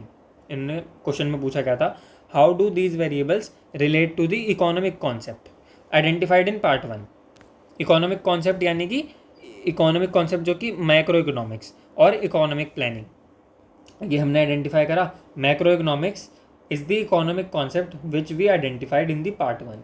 So these are the economic macroeconomic indicators जो कि overall health and performance को determine कर रहे हैं entire economy की। Macro economics में हम study करते हैं such variables to understand the national income, price stability and employment trends which help in economic planning and policy making. Got it? थोड़ा सा और इसको डिस्कस करते हैं क्वेश्चन को। And employment trends which help in economic planning and policy making. तो देखो, हमने पहले पार्ट में जो भी कुछ आइडेंटिफाई करा, ठीक, उसी को हमने थोड़ा सा एलैबोरेट करना है यहाँ पर कि how these variables relate to the economic concept. अब यहाँ पर ये कोई पर्टिकुलर कॉन्सेप्ट तो है नहीं, मगर जो सिचुएशन हमने पहले वाले पार्ट में देखी वो ये देखी कि जो मैक्रो इकोनॉमिक्स का डेटा है वो हमारा इकोनॉमिक प्लानिंग में यूज़ हो रहा है, तो हमने उसी बात को थोड़ा सा पार्ट 2 में एलैबोरेट करना है। इलेबोरेट कैसे करा हमने, उसको इलेबोरेट ऐसे कर दिया कि सबसे पहले हमने बताना है कि कौन से माइक्रो इकोनॉमिक वेरिएबल्स डिपिक्ट हो रहे हैं। तो जीडीपी डिपिक्ट हो रहा है, इन्फ्लेशन डिपिक्ट हो रही है और अनएम्प्लॉयमेंट रेट जो है वो डिपिक्ट हो रहा है। अब ये वाले जो वेरिएबल्स हैं ये मैक्रो इकोनॉमिक इंडिकेटर्स हैं, यानी कि मैक्रो इकोनॉमिक्स में हम किसी भी चीज़ को इंडिकेट करने के लिए हमें ज़रूरत जो होती है तो वो ये चीज़ हमें बता देती है, ये कुछ ना कुछ इंडिकेट करते हैं। इन्फ्लेशन का इंडिकेट करता है general price level, unemployment rate का इंडिकेट करता है कि जो जॉब्स हैं वो अवेलेबल हैं या नहीं है, तो उससे रिलेटेड हमें पॉलिसी बनानी चाहिए या नहीं बनानी चाहिए, कि पॉलिसी मेकिंग के लिए हेल्प करता है। यही सारी की सारी जो चीज़ें हैं इसी को हमने समझा देना है। जीडीपी ग्रोथ हो रही है तो वो आउटपुट अच्छा सा आ रहा है, आउटपुट आ रहा है तो बढ़िया बात है। मैक्रो इकोनॉमिक्स में हम स्टडी करते हैं सच वेरिएबल्स को to understand the national income, अपने जो देश की इनकम है उसको अंडरस्टैंड करने के लिए हम इसको स्टडी करते हैं। प्राइस स्टेबिलिटी को चेक करने के लिए कि इन्फ्लेशन जैसे कम हो रहा है तो वो सही बात है गलत बात है, किस तरीके से ये हमारे देश को इम्पैक्ट करने वाला है। प्राइस स्टेबिलिटी को हम क्योंकि करना चाहते हैं, प्राइस हमारा स्टेबल रहे ये करना चाहते हैं, तो इसलिए। एंड एम्प्लॉयमेंट ट्रेंड्स भी हम मैक्रो इकोनॉमिक्स में स्टडी करते हैं जो कि हमें इकोनॉमिक प्लानिंग और पॉलिसी मेकिंग में हेल्प करता है। आई होप ये आंसर अभी क्लियर होगा। इसमें हमें पूछा था कि इकोनॉमिक वेरिएबल्स को आइडेंटिफाई करो, एंड फिर उसके बाद जो पहली वाली पार्ट की सिचुएशन है वो उस कॉन्सेप्ट में ये वाले वेरिएबल्स कैसे काम आ रहे हैं। तो पहले पार्ट में हमने देखा कि मैक्रो इकोनॉमिक डेटा का इकोनॉमिक प्लानिंग में यूज़ हो रहा है, तो हमने बताया कि जो वेरिएबल्स हैं वो ये वाले वेरिएबल्स हैं। अब ये वाले जो वेरिएबल्स हैं overall health and performance of entire economy को बताते हैं। दिस इज़ अ लाइन जो हमने अपने पास से ऐड कर दी, सर ने अपने पास से ऐड करी है, वी के और sir T R Jain sir ने, ठीक है, अपने पास ऐड कर दी। एंड फिर उसके बाद इन्होंने जो आंसर इसके लिए रिक्वायर्ड था ये वाले सेकंड पार्ट के लिए वो यहाँ पर लिख दिया कि जो सच वेरिएबल्स हैं नेशनल इनकम, प्राइस स्टेबिलिटी और एम्प्लॉयमेंट ट्रेंड्स हम मैक्रो इकोनॉमिक्स में स्टडी करते हैं, जो कि इकोनॉमिक प्लानिंग और पॉलिसी मेकिंग को दर्शाता है, उसको समझाता है। हमने पहले वाले पार्ट को, ये वाली जो लाइन है इसी को एक्सप्लेन करा है, बस और कुछ नहीं करा। So this is a way in which we can write this answer. अब आ जाओ, एक और MCQ आ गया यहाँ पर, नहीं अगला क्वेश्चन ही आ गया, बल्कि यहाँ पर हमसे बोला गया है एनालाइज करना है हमें इमेज जो है, यहाँ पर यूनियन बजट की बात हो रही है, निर्मला मैम लग रही है, इन्फ्लेशन कंट्रोल हो गया है, अनएम्प्लॉयमेंट जो है हमारा एम्प्लॉयमेंट जनरेशन हुआ है, इकोनॉमिक ग्रोथ ज़्यादा हुई है, तो ये बढ़िया बात है। फाइनेंस मिनिस्टर पूरा यूनियन बजट जो है की फोकस एरियाज उसके बता रही है, तो गवर्नमेंट का बजट किस चीज़ पे फोकस कर रहा है वो ये वाली बात है। अब what kind of economic decision is being taken, economic decision कौन सा है, माइक्रो इकोनॉमिक प्राइसिंग डिसीजन नहीं, ये तो नहीं है। पर्सनल बजटिंग ये भी नहीं है, पूरे उसमें फाइनेंस मिनिस्टर हैं, पूरे उसमें खड़ी हुई हैं संसद में कि मैंने अपनी बजटिंग ऐसे करी है, वो ये थोड़ी बता रही हैं। मैक्रो इकोनॉमिक की प्लानिंग बाय गवर्नमेंट, हाँ दिस इज़ समथिंग। और फर्म का बिजनेस एक्सपेंशन प्लान, नहीं यार ये तो देखो, ये ऐसी इमेज बेस्ड क्वेश्चन तो ऐसे हैं कि जो देख के तुम्हें अपने आप ही समझ में आ जाएंगे, है ना। तो this is something which is the answer, macro economic के जो प्लानिंग करनी है। तो बाकी सारे ऑप्शन तो एकदम इलॉजिकल से ही है ना। आ जाओ इधर आ जाओ। How does the presentation of the union budget in the image reflect the scope and significance of macro economics. तो हमें स्कोप और सिग्निफिकेंस बताना है। अब इन्होंने क्या क्या चीज़ें हैं यहाँ पर इमेज में, क्या है, इन्फ्लेशन के बारे में बात है, एम्प्लॉयमेंट जनरेशन के बारे में बात है और इकोनॉमिक ग्रोथ के बारे में बात है। हमने जो स्कोप जो हमने पढ़ा था मैक्रो इकोनॉमिक्स का, स्कोप में हमने ये पढ़ा था कि नेशनल इनकम की जो एस्टिमेशन है उसको बारे में बताता है, theory of employment, theory of money, general price, government budget और बीओपी, ये छोड़ो। हमारी यहाँ पे एम्प्लॉयमेंट की बात हो रही है तो इसको हम मेंशन कर सकते हैं, नेशनल इनकम की बात हो रही है इसको मेंशन कर सकते हैं, और मनी इन्फ्लेशन कंट्रोल की बात हो रही है इसको भी मेंशन कर सकते हैं, general price level, inflation deflation इसको भी मेंशन कर सकते हैं।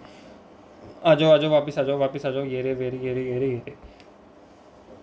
कैसे सारी चीज़ें हम मेंशन कर सकते हैं, इस तरीके से कर सकते हैं। देखो, the image shows the finance minister presenting the union budget, पहले बता दिया, which focus areas like inflation control, unemployment नहीं, employment generation, economic growth, which are the core concerns of macro economics.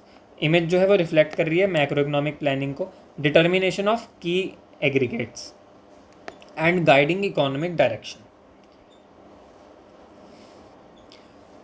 Macro economic planning, budgeting, रुक जाओ एक second hold करना। So sorry for the pause, but अगर हम इस question को थोड़ा सा खुद से एनालाइज करने की कोशिश करें, इन्होंने हमसे पूछा है कि ये वाली इमेज जो है स्कोप और सिग्निफिकेंस को मैक्रो इकोनॉमिक्स के कैसे रिफ्लेक्ट कर रही है।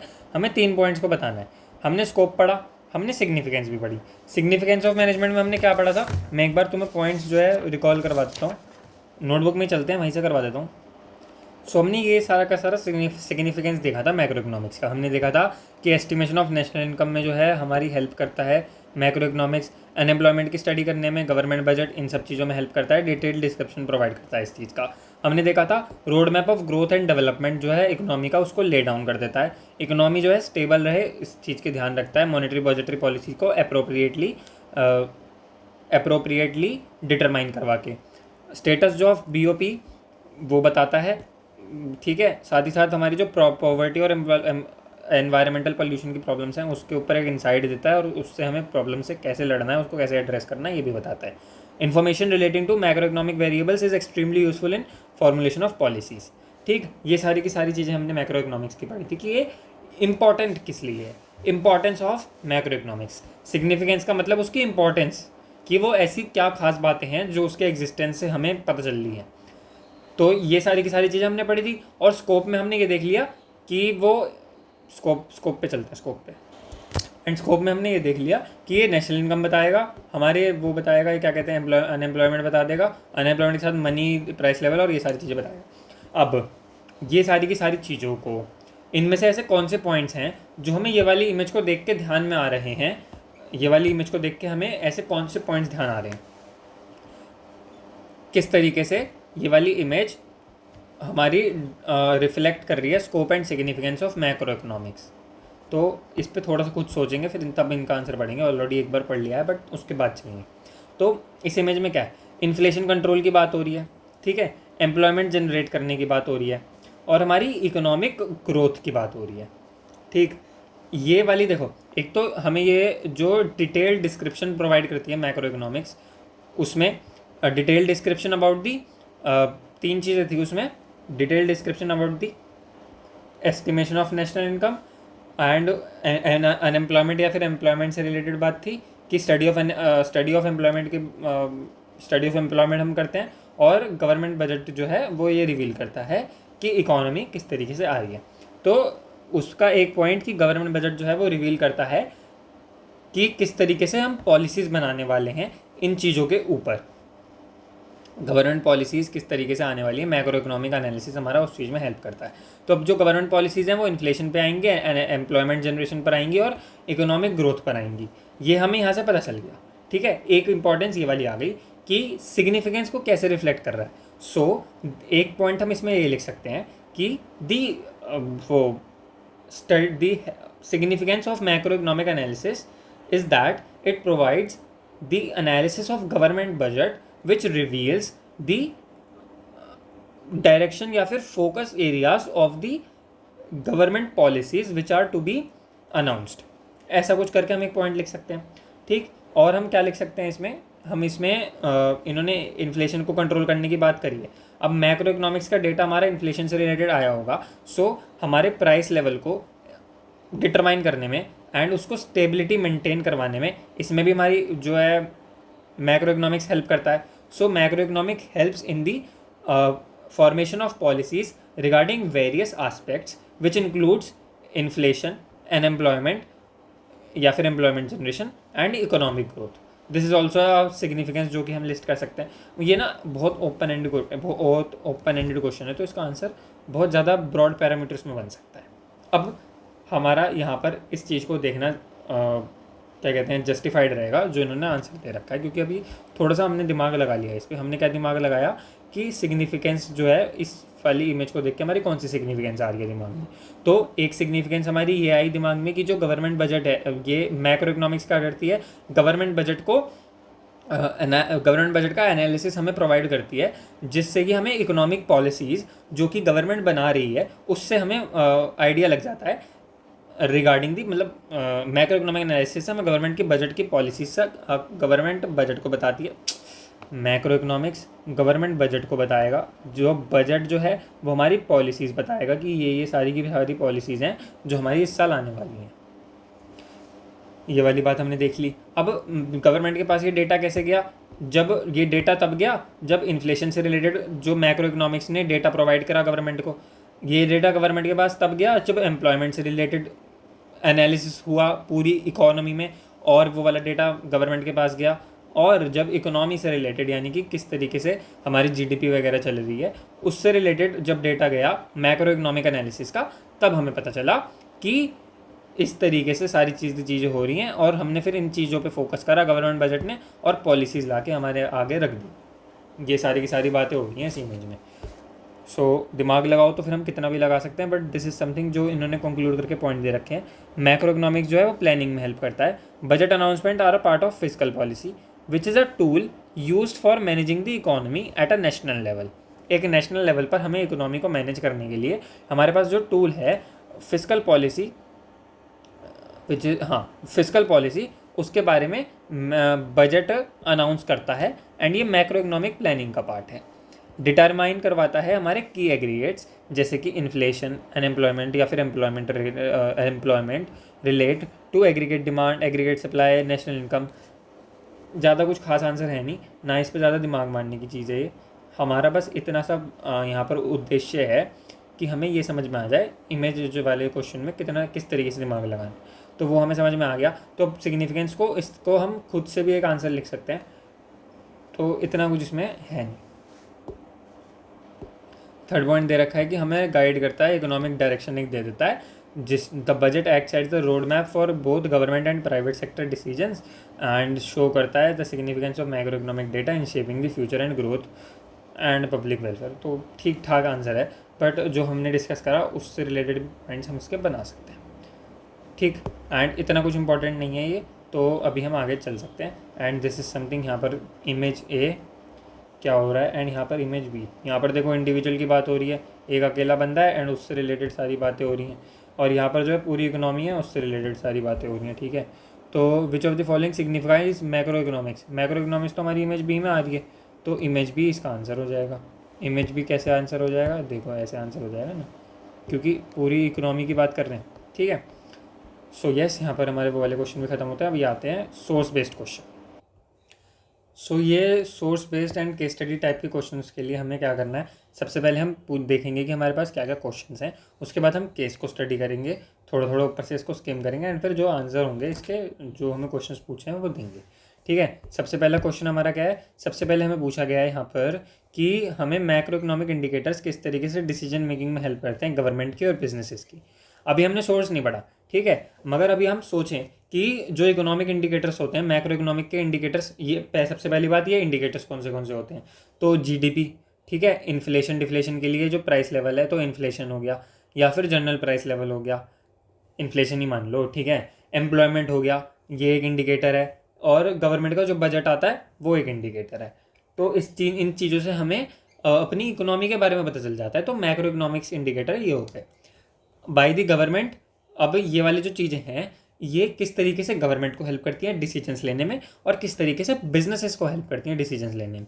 अगर इन्फ्लेशन बढ़ रहा है, महंगाई बढ़ रही है, ठीक है, तो जो सप्लायर है, अब देखो जैसे जंपर की बॉल हम बनाते हैं और वो जो जंपर की बॉल है 10 से 12 रुपये उसका प्राइस हो गया, तो हम क्या करेंगे, हम तो ज़्यादा बॉल बनाने की कोशिश करेंगे कि जिससे हमारा जो सेल्स है, हम ज़्यादा सेल्स करने की कोशिश करेंगे और सप्लाई को बढ़ा देंगे कि जिससे हमारे पास प्रॉफिट ज़्यादा है, क्योंकि सामान महंगा बिकेगा। इसका मतलब हमारे पास प्रॉफिट जो है मार्केट से एक्सट्रैक्ट करने की ज़्यादा अपॉर्चुनिटी है। तो इस वजह से हम क्या करेंगे, अपना प्रोडक्शन बढ़ा देंगे। जीडीपी बढ़ रही है, ये गवर्नमेंट को डिसीजन मेकिंग में हेल्प करेगी कि जीडीपी और कैसे बढ़ाएं, और ये बढ़ रही है तो इन रीजन्स की वजह से बढ़ रही है, और ये वाले जो रीजन्स हैं हम इसको कैसे सस्टेन कर सकते हैं, और ये वाले जो रीजन्स हैं हम इनको कैसे क्या कहते हैं एक ऐसे लेवल पर ला सकते हैं कि ये रीजन्स कभी हमारी इकोनॉमी से हटे ना, तो जीडीपी जो हमारी बढ़ती रहे। साथ ही साथ अब मान लो अनएम्प्लॉयमेंट बढ़ रही है, तो गवर्नमेंट क्या करेगी, कुछ ना कुछ पॉलिसी बनाएगी, अपने गवर्नमेंट जॉब्स और निकालेगी, बहुत सारी चीज़ें गवर्नमेंट करेगी।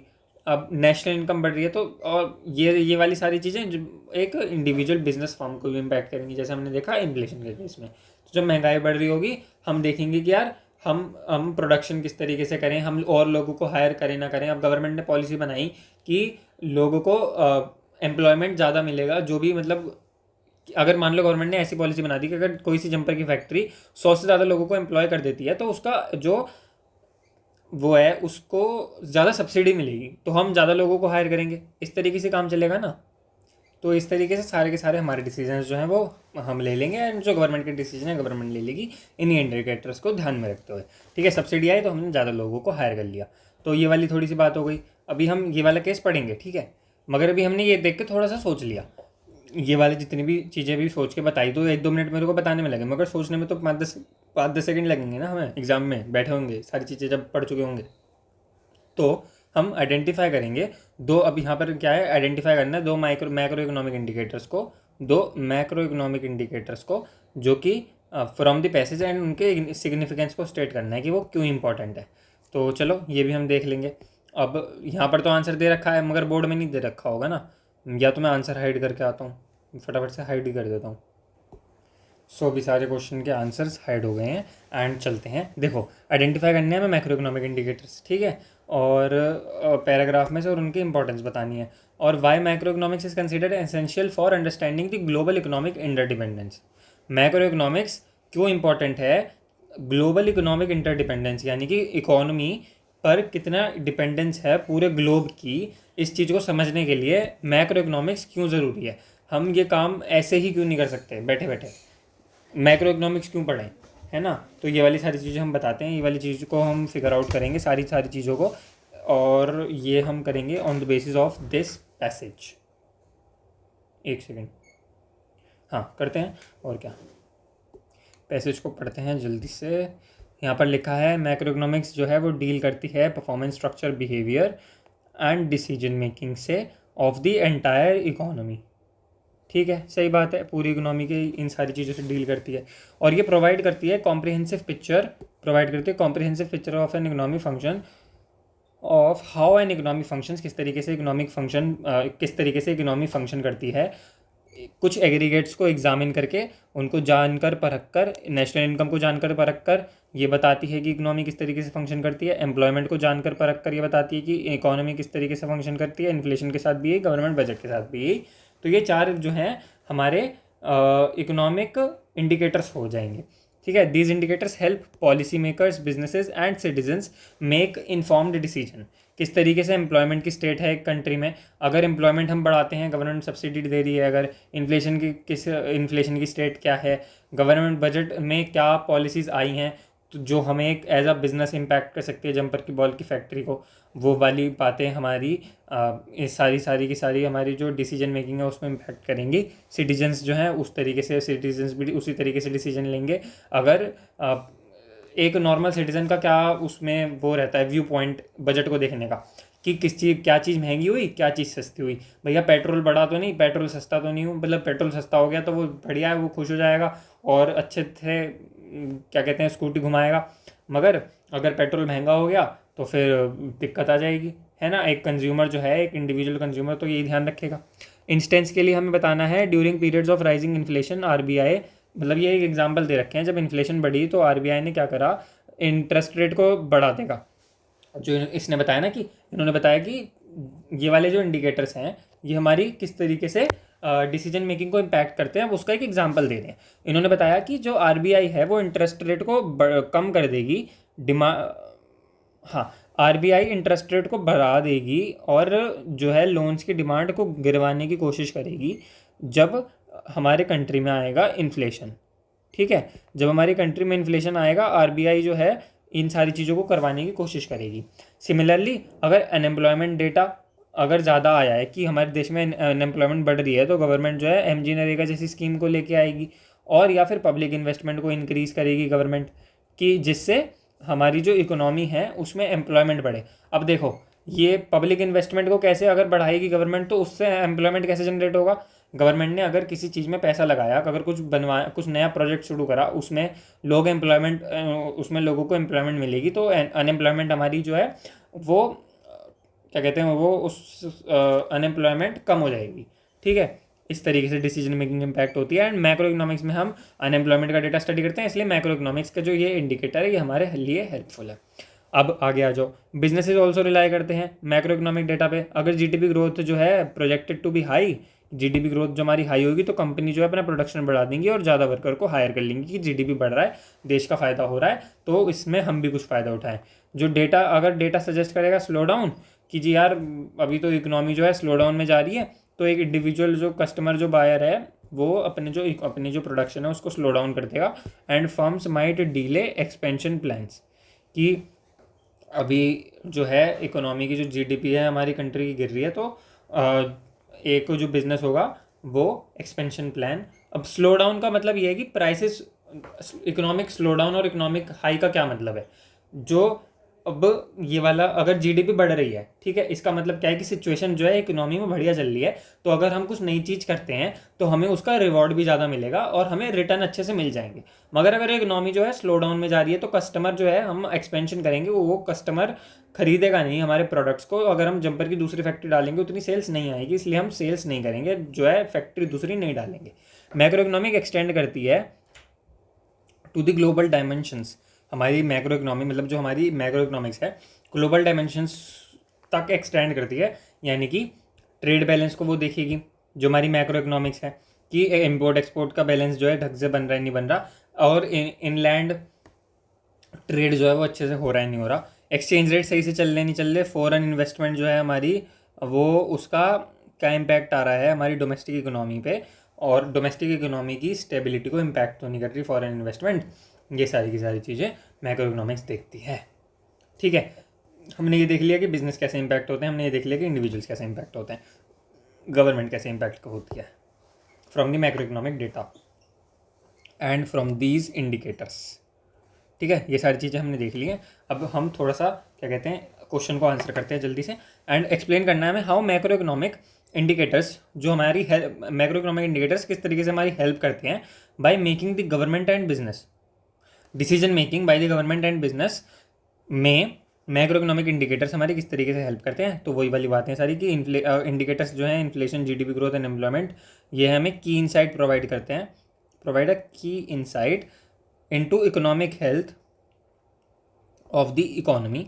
गवर्नमेंट यूज़ करती है फॉर फिस्कल पॉलिसी, वाइल जो बिजनेस हैं वो अपने प्रोडक्शन, इन्वेस्टमेंट और हायरिंग स्ट्रेटजीज़ को डिटरमाइन करने के लिए इसका मैक्रो इकोनॉमिक डेटा का और मैक्रो इकोनॉमिक इंडिकेटर्स का यूज़ करते हैं। वो किस तरीके से करते हैं हमने ऊपर देख लिया। ठीक, अब यहाँ पर क्या है, दो मैक्रो इकोनॉमिक इंडिकेटर्स बतानी है। तो एक तो हम इन्होंने एक तो या तो इन्फ्लेशन पकड़ लो या फिर जीडीपी ग्रोथ पकड़ लो, ठीक है, या फिर तुम पकड़ लो अनएम्प्लॉयमेंट, या फिर तुम पकड़ लो नेशनल इनकम। इन्होंने कौन से पकड़े हैं, इन्होंने पकड़े हैं दो पकड़े हैं इन्होंने, एक तो इन्फ्लेशन पकड़ा है और इन्होंने पकड़ा है अनएम्प्लॉयमेंट। तो इन्फ्लेशन जब बढ़ रहा है इकोनॉमी में तो inflation rise in the price level over a period of time, इसको थोड़ा सा एक्सप्लेन कर दिया इन्होंने। हमने आइडेंटिफाई करना है, आइडेंटिफाई के साथ साथ इन्होंने एक्सप्लेन कर दिया ज़रा एक लाइन में, rise in the price level over a period of time. Over a period of time, जिस एक पीरियड में प्राइस लेवल का राइज होना वो इन्फ्लेशन है। तो डेटा इन इन्फ्लेशन की helps RBI in setting repo rate and reverse repo rate. ये क्या होता है ये हम पढ़ेंगे, मनी एंड बैंकिंग वाले चैप्टर में पढ़ेंगे। और इन्फ्लेशन हो गया। अनएम्प्लॉयमेंट किस तरीके से डिसीजन मेकिंग में हेल्प करती है, अनएम्प्लॉयमेंट का क्या सिग्निफिकेंस है। अनएम्प्लॉयमेंट इंडिकेट करती है जॉबलेसनेस एंड इन्फ्लुएंस करती है गवर्नमेंट डिसीजन को एंड वेलफेयर स्कीम्स को। अनएम्प्लॉयमेंट जो है जॉबलेसनेस को इंडिकेट करेगी और गवर्नमेंट डिसीजन को इन्फ्लुएंस करेगी in job creation and welfare schemes, जैसे कि एमजी नरेगा। साथ ही साथ जीडीपी ग्रोथ जो है, अगर हाई प्रोजेक्ट होएगी तो बिजनेसेस जो हैं वो ज़्यादा लोगों को हायर करेंगे। जीडीपी ग्रोथ का सिग्निफिकेंस ये हो गया। और साथ साथ हमारा नेशनल इनकम का क्या सिग्निफिकेंस हो जाएगा, नेशनल इनकम तो वही जीडीपी तो हो गई, और साथ साथ एम्प्लॉयमेंट हो गया, इन्फ्लेशन हो गया, गवर्नमेंट बजट। अगर बजटरी पॉलिसीज जो हैं are more focus towards the, जिस भी सेक्टर की साइड फोकस्ड है उस सेक्टर का बेनिफिट होएगा, एंड उस सेक्टर में जो बिजनेसमैन है वो उस टाइप से डिसीजन लेंगे जिस टाइप से पॉलिसीज़ हैं। अगर हमारी जंपर की बॉल बनाने के लिए, अगर जंपर की बॉल बनाने पे सब्सिडी मिल रही है तो हम ज़्यादा बनाएंगे, एंड और भी लोग हो सकता है आके बनाने लग जाए। नेशनल इनकम का देख लिया, अनएम्प्लॉयमेंट का देख लिया, इन्फ्लेशन का देख लिया, और हमने साथ ही साथ गवर्नमेंट बजट का भी इम्पैक्ट देख लिया। अब मैक्रो इकोनॉमिक को क्यों कंसिडर करा जाता है essential for understanding global economic interdependence?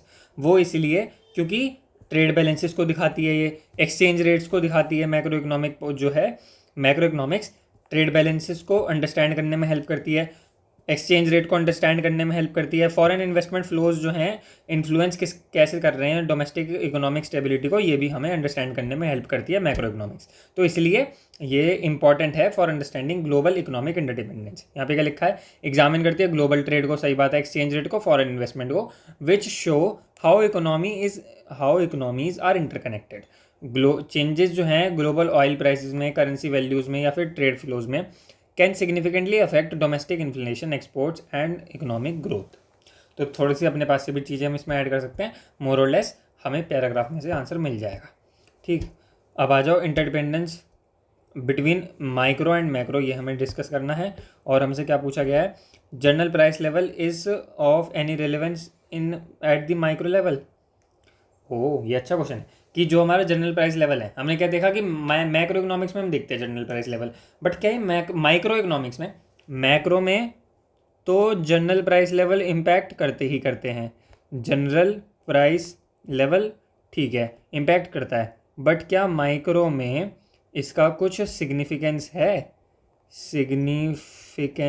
इसका कुछ, ये हमसे पूछा जा रहा है।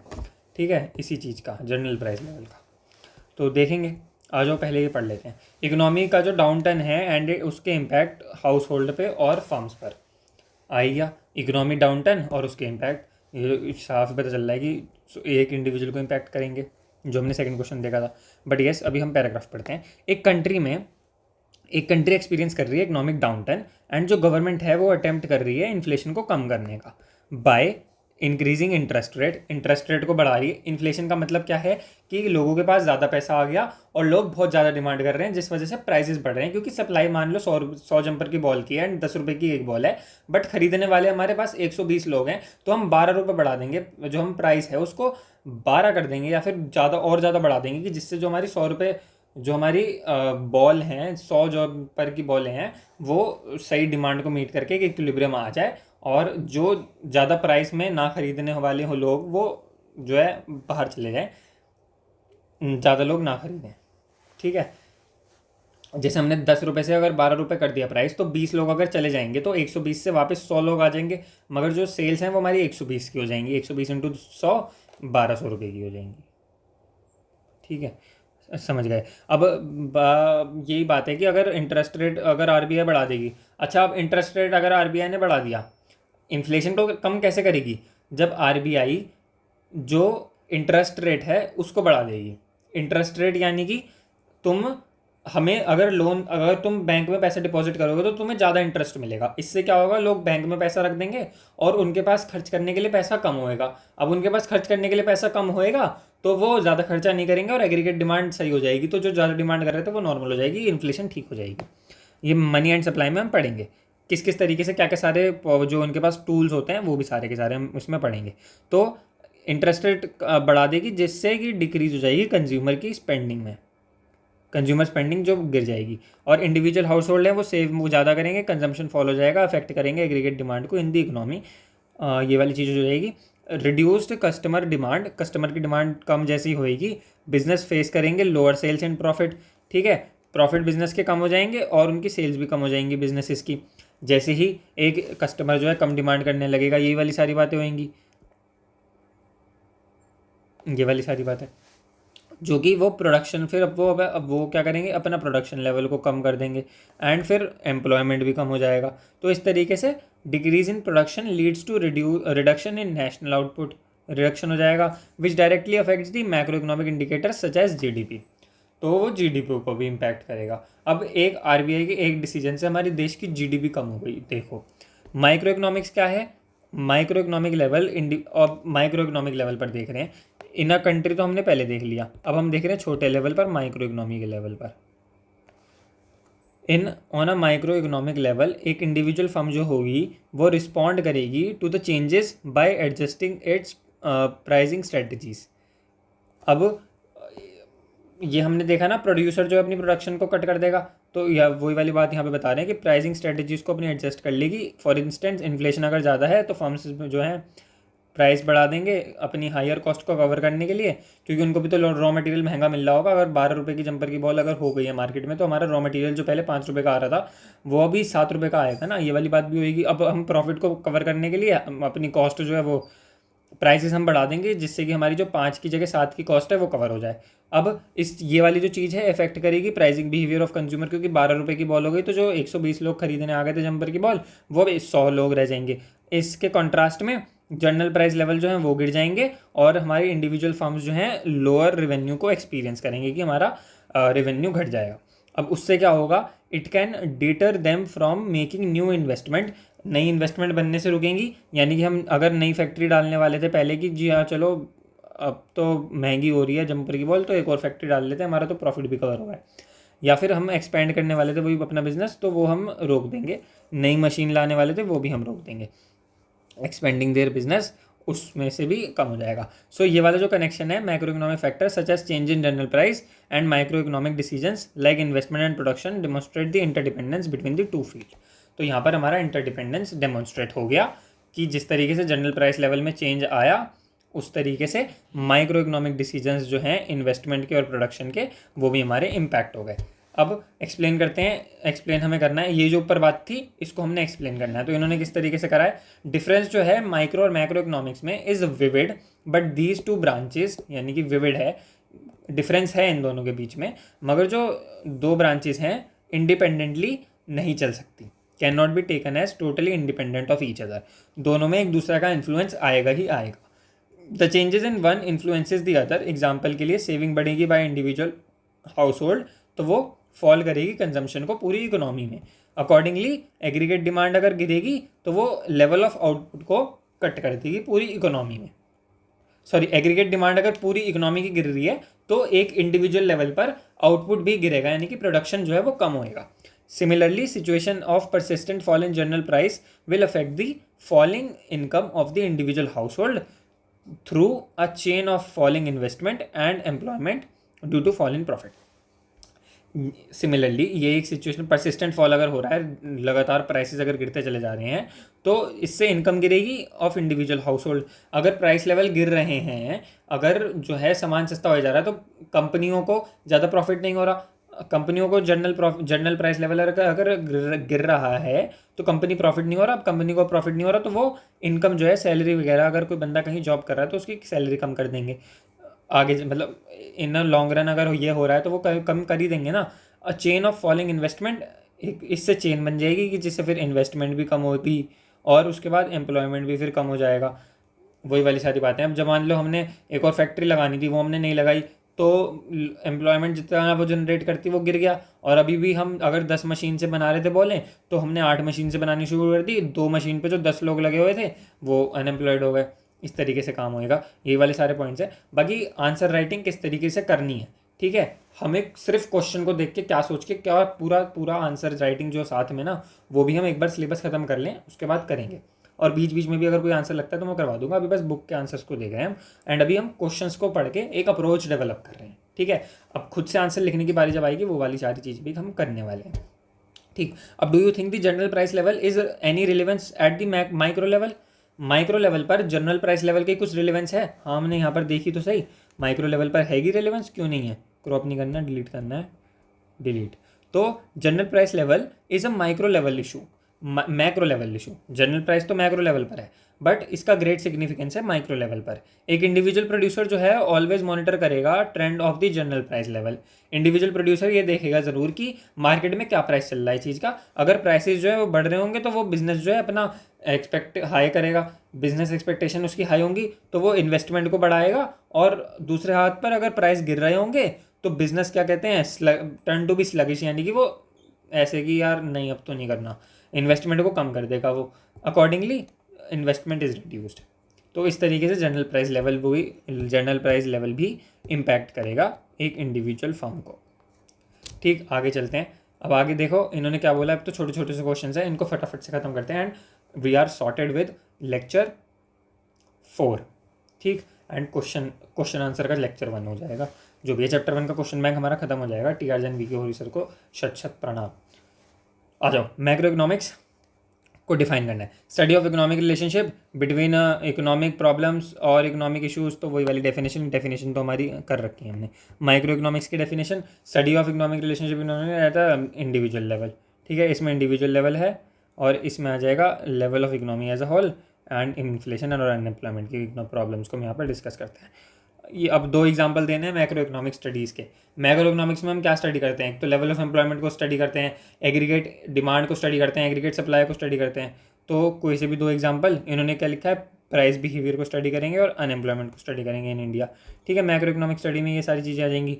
माइक्रो इकोनॉमी की स्टडी में आ जाएगी individual consumer demand, consumer supply नहीं, कंज्यूमर डिमांड और प्रोड्यूसर सप्लाई, इंडिविजुअल। ठीक है, कंज्यूमर का बिहेवियर हम इसमें स्टडी कर लेते हैं। ठीक है, क्या क्या ऐसी सारी चीज़ें हैं जो प्राइस को इम्पैक्ट, वो डिमांड को इम्पैक्ट करती हैं, लॉ ऑफ डिमांड हमने पढ़ा था। और साथ ही साथ price determination in the commodity market, ये थोड़ी थोड़ी सी ऐसी कुछ बातें हैं जो हम स्टडी कर लेते हैं। 2 एग्जांपल देने हैं मैक्रो इकोनॉमिक वेरिएबल्स के। मैक्रो इकोनॉमिक वेरिएबल्स कौन से हो गए? मैक्रो इकोनॉमिक्स यानी कि बड़े लेवल पर, तो एग्रीगेट डिमांड, एग्रीगेट सप्लाई, ये 2 वेरिएबल हो जाएंगे। एग्रीगेट डिमांड हो जाएगी, एग्रीगेट सप्लाई हो जाएगी। और इकोनॉमिक एजेंट्स क्या होते हैं? इंडिविजुअल्स और इंस्टीट्यूशंस जो कि इकोनॉमिक डिसीजंस लेते हैं, उनको हम इकोनॉमिक एजेंट्स बोल देते हैं। जो कि इकोनॉमिक डिसीजंस लेते हैं उनको हम इंडिविजुअल इंस्टीट्यूशन जो इकोनॉमिक डिसीजन लेते हैं उनको इकोनॉमिक एजेंट्स बोल देते हैं। अब आ जाते हैं आगे, हॉट्स के क्वेश्चन है, कुछ हायर ऑर्डर थिंकिंग स्किल्स हैं। तो macro economic is a study of aggregates while micro economics is not. Defend और रिफ्यूट द स्टेटमेंट। ये क्या, ये स्टेटमेंट सही है या नहीं है? देखो, मैक्रो इकोनॉमिक्स है जिसमें हम एग्रीगेट्स को स्टडी करते हैं, माइक्रो में एग्रीगेट्स को स्टडी नहीं करते। क्या ये बात सच है? हमने वो एमसीक्यू में भी देखा था कि ये बात सच नहीं है। माइक्रो इकोनॉमिक्स में भी हम एग्रीगेट्स को स्टडी कर लेते हैं when it is necessary and degree of aggregation कम होता है। बट जो है हमारा एग्रीगेट को स्टडी करने की बात तो माइक्रो में भी होती है और मैक्रो में भी होती है। मैक्रो में डिग्री ऑफ एग्रीगेशन ज़्यादा होता है एंड माइक्रो में डिग्री ऑफ एग्रीगेशन कम होता है, but degree of aggregation is the difference and not the mere aggregation is the difference. Aggregation is present in both but the degree is what differs. ठीक, this is a wrong statement and there is no aggregation in micro economics.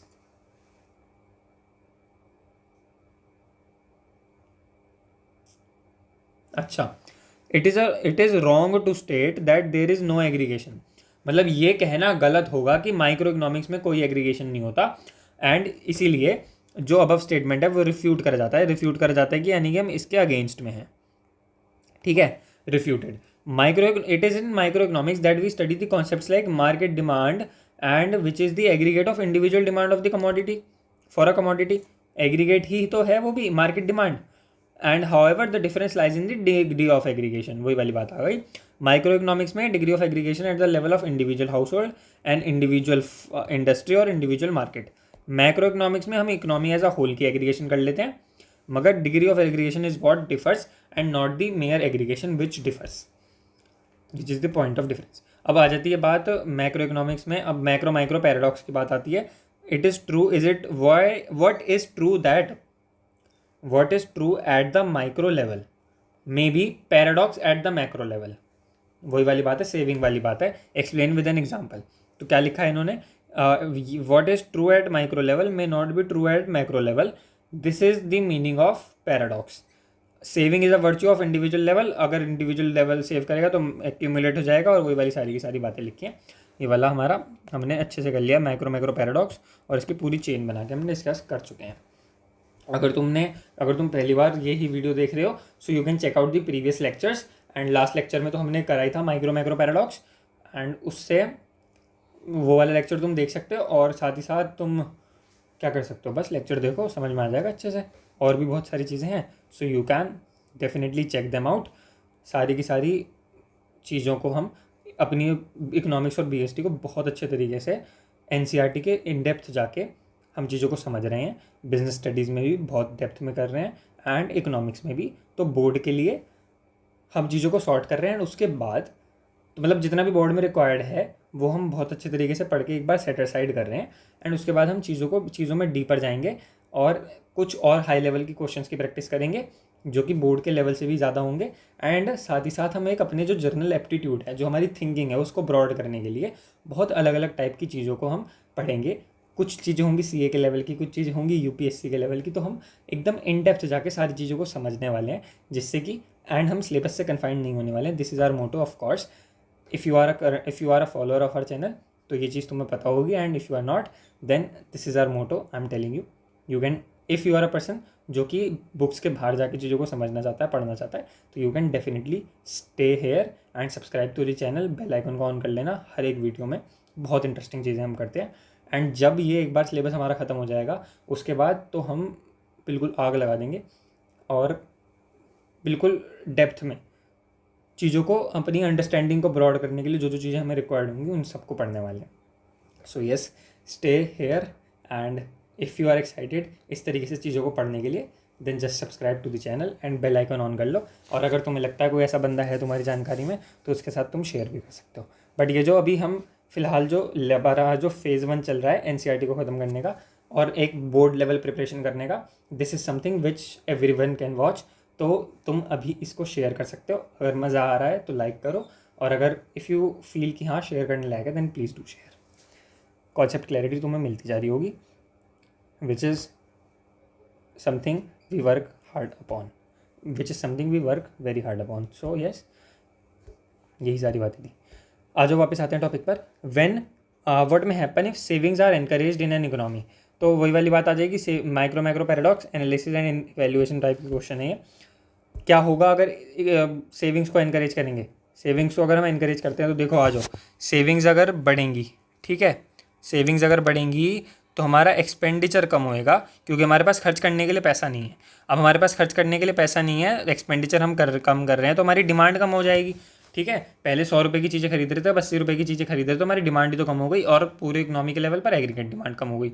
Aggregate demand कम हो जाएगी तो investment जो है producer वो ज़्यादा invest नहीं करेंगे। लोग अगर 100 जंपर की बॉल की डिमांड ही नहीं कर रहे, तो हम भी 100 जंपर की बॉल बनाएंगे नहीं, जिससे एग्रीगेट सप्लाई भी गिर जाएगी, और जो है इकोनॉमी एक स्टेट ऑफ डिप्रेशन में आ जाएगी।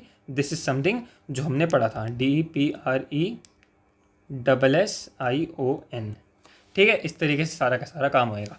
सो वे यही लिखा है, अब इसको हम देख लेते हैं। इंक्रीज सेविंग होंगी, not good for economy, because in the absence of increase investment they cause a fall in the level of aggregate demand. अब एग्रीगेट डिमांड गिरेगी तो एम्प्लॉयमेंट भी गिरेगी और आउटपुट भी गिरेगा। डिमांड ही नहीं होगी तो एम्प्लॉयमेंट और आउटपुट दोनों गिरेगा। जैसे इन्वेस्टमेंट गिरी ना, इन्वेस्टमेंट गिरी और तो एम्प्लॉयमेंट भी गिरेगी और सप्लाई भी गिरेगी, क्योंकि बनाने वाले लोग नहीं है, बनाने के लिए हम बुला ही नहीं थे। ठीक, हाउएवर अगर इंक्रीज सेविंग्स हैं, सेविंग्स हमारी बढ़ गई हैं और are mobilised and converted into capital formation, they become instrumental in the growth. अगर हमारी सेविंग्स बढ़ गई हैं तो वो कन्वर्ट करेगी हमारे पर्सनल कैपिटल फॉर्मेशन में, जो कि growth of the economy bye boosting the level of employment और आउटपुट इन द इकोनॉमी। अगर इंक्रीज सेविंग्स मोबिलाइज होंगी, दिस इज समथिंग, अगर हम उसको सही जगह पर लगा देंगे, कन्वर्टेड इनटू कैपिटल फॉर्मेशन, अगर हम उसको सही जगह लगा देंगे, अगर सही जगह इन्वेस्ट करेंगे किसी बिजनेस वगैरह में, तो ही वो इकोनॉमी की ग्रोथ के लिए बूस्टर बनेगी। ठीक है, और जिससे एम्प्लॉयमेंट का लेवल भी बढ़ेगा और जिससे आउटपुट का लेवल भी बढ़ेगा। This is something they are trying to say. And अभी हमें ये बताना है कि ये मैक्रो इकोनॉमिक्स का पार्ट है या नहीं। ये जो नीचे दो बातें लिखी हैं, ऑनरेबल फाइनेंस मिनिस्टर ने प्रेजेंट करा union budget, yes macro economics का पार्ट है, मैक्रो पढ़ ही लेते हैं नीचे। Yes it is a part of macro economic study क्योंकि इकोनॉमी एज अ होल से रिलेटेड है। पेटीएम के शेयर्स जो हैं पेटीएम की जो पेरेंट फर्म है 197 कम्युनिकेशंस, उसने dropped to a record low on Tuesday after analysis from Macquarie group raised concerns about the impact of billionaire Mukesh Ambani entering the financial service market. तो उनके शेयर के प्राइस जो हैं वो गिर गए। अब ये वाली बात इंडिविजुअल लेवल पर हो रही है, individual market and individual company की बात हो रही है, तो ये माइक्रो लेवल की बात है, मैक्रो की नहीं है, ठीक है। No it is not a part of macro economic study क्योंकि not related to economy as a whole, ठीक है। Related to economy as a whole and not related, यही वाली सारी बात है, यही मेन कंसर्न जो है वो हमारा रहता है। आगे चलते हैं। तो micro is sufficient to understand and manage the problems of the economy as a whole. पूरी इकोनॉमी एज अ होल की हमें उसकी जो प्रॉब्लम्स हैं उसको अंडरस्टैंड करने के लिए, पूरी इकोनॉमी एज अ होल की सिचुएशंस को अंडरस्टैंड करने के लिए माइक्रो इकोनॉमिक्स सफिशिएंट है। माइक्रो सफिशिएंट नहीं है तभी तो ग्रेट डिप्रेशन जब हुआ सारी की सारी चीज़ें आई, है ना। डिफेंड और refute the statement in the light of what you have studied about the emergence and scope of micro economics. तो चलो देखते हैं माइक्रो इकोनॉमिक्स में क्या है। इंडिविजुअल यूनिट्स हैं, ठीक है, but can not explain the economy wide, like unemployment को वो एक्सप्लेन नहीं कर सकती, इन्फ्लेशन और नेशनल इनकम को वो एक्सप्लेन नहीं कर सकती। ग्रेट डिप्रेशन जो हुआ था उसने एक्सपोज कर दिया माइक्रो बेस्ड एक्सप्लेनेशंस को फॉर मास अनएम्प्लॉयमेंट, क्योंकि बहुत ज़्यादा अनएम्प्लॉयमेंट हो गया था। तो ग्रेट डिप्रेशन से हमें उसकी लिमिटेशन का पता चल गया माइक्रो की। अब मैक्रो में क्या होता है, analysis aggregate variables like GDP, aggregate demand and aggregate supply to understand and solve the widespread economic problems.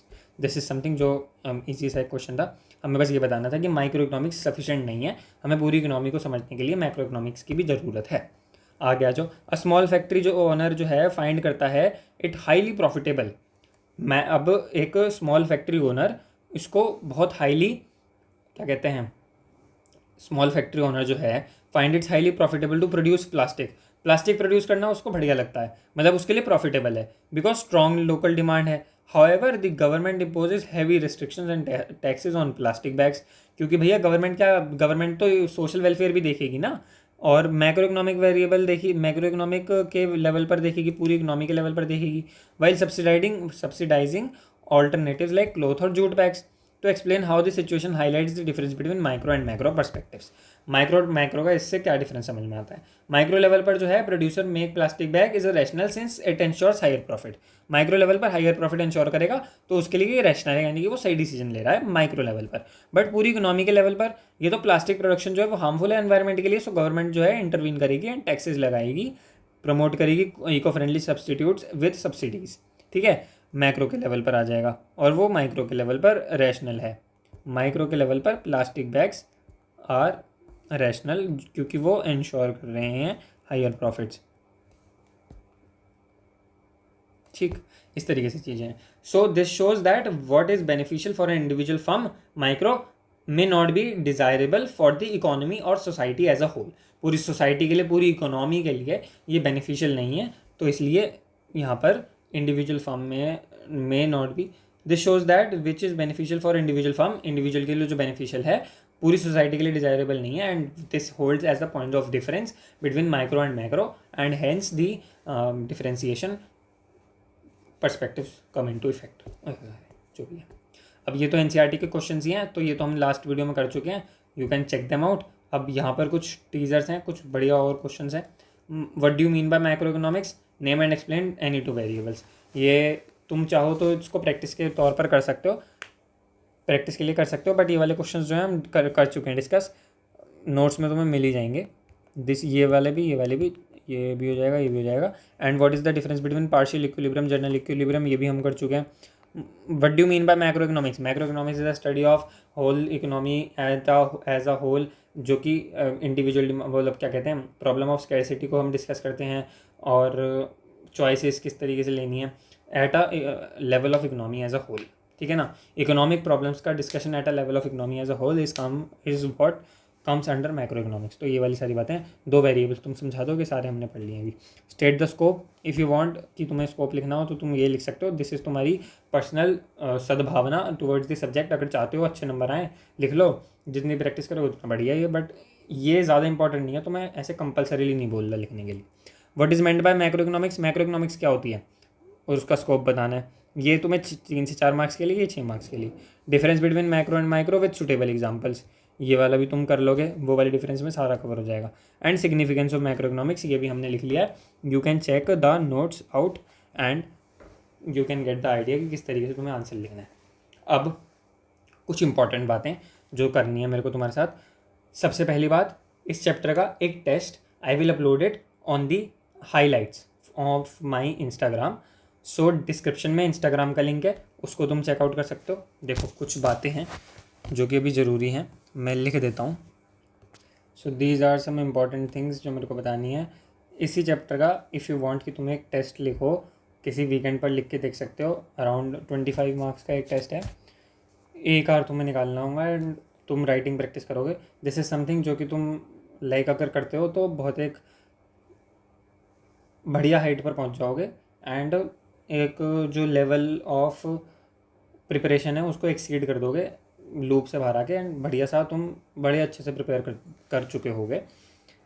तो येस, इफ़ यू वांट कि अगर तुम एक टेस्ट लिखना चाहो तो ये तुम पाथ को फॉलो कर सकते हो। डिस्क्रिप्शन में एक लिंक है इंस्टाग्राम का, डिस्क्रिप्शन में लिंक है इंस्टाग्राम का, एक ड्राइव लिंक भी है, उसको नहीं, अभी डिस्क्रिप्शन में जो इंस्टाग्राम का लिंक है उसकी बात हो रही है। वहाँ पे आओगे तो तुम हाईलाइट्स में जाके तुम्हें मैक्रो टेस्ट करके इंस्टाग्राम जिज्ञासा रश करके इंस्टाग्राम चैनल तुम्हें मिलेगा, इंस्टाग्राम पेज मिलेगा, एंड वहाँ की हाईलाइट्स में तुम्हें मैक्रो टेस्ट करके मिलेगा, जिसमें चैप्टर 1 का टेस्ट स्टोरी पहली स्टोरी में तुम्हें मिल जाएगा। ठीक है, 1-2 पेज का जो भी टेस्ट होगा पहली दूसरी स्टोरी में या तो PDF होगा या फिर जैसे भी होगा, मैक्रो टेस्ट करके जो हाईलाइट होगी उसमें तुम्हें मिल जाएगा।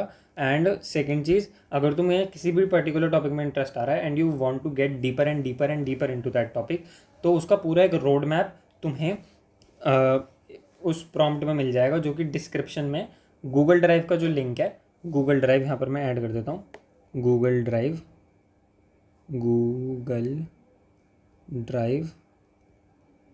लिंक, उसके बाद तुम्हें इकोनॉमिक्स में जाना है। डिस्क्रिप्शन में जो गूगल ड्राइव का लिंक है वहाँ से जाओगे, तुम्हें दो फोल्डर मिलेंगे, BST और इकोनॉमिक्स। इकोनॉमिक्स वाले में जाकर एडिशनल रिसोर्स में जाओगे, एक गूगल डॉक का वो मिल जाएगा, गूगल डॉक का एक गूगल डॉक मिलेगा जो इस नाम से होगा, जिज्ञासा rush topic mastery prompt.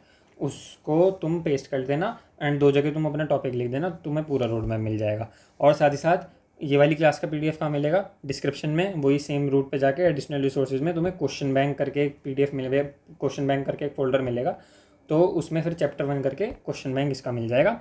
And if you want कि तुम स्टडी करो बियॉन्ड सिलेबस, सारी चीज़ों को समझो ऑन आ प्रैक्टिकल लेवल, ठीक है, अभी फ़िलहाल हम सिलेबस को अच्छे से ख़त्म कर रहे हैं एंड उसके बाद हम बियॉन्ड जाएंगे, तो सिलेबस को भी अच्छे से करना है। एंड साथ ही साथ भी मैं कुछ चीज़ें ऐसी होंगी जो बियॉन्ड द सिलेबस बता दूंगा, जैसे कि अभी नेक्स्ट चैप्टर शुरू होने वाला, तो GDP की डेफिनेशन एक UPSC एस्पिरेंट को जितनी अच्छे तरीके से पता होती है उतनी अच्छे तरीके से तुम्हें भी पता होगी। इस लेवल पर हम GDP की डेफिनेशन को पढ़ेंगे, तो मतलब कंप्लीट डेफिनेशन पढ़ेंगे। इस तरीके से हम सारी चीज़ों को स्टडी करते हैं यहाँ पर एट जिज्ञासा रश। एंड हमारी जो पढ़ाई होती है वो क्यूरियोसिटी ड्रिवन होती है, सिलेबस ड्रिवन नहीं होती।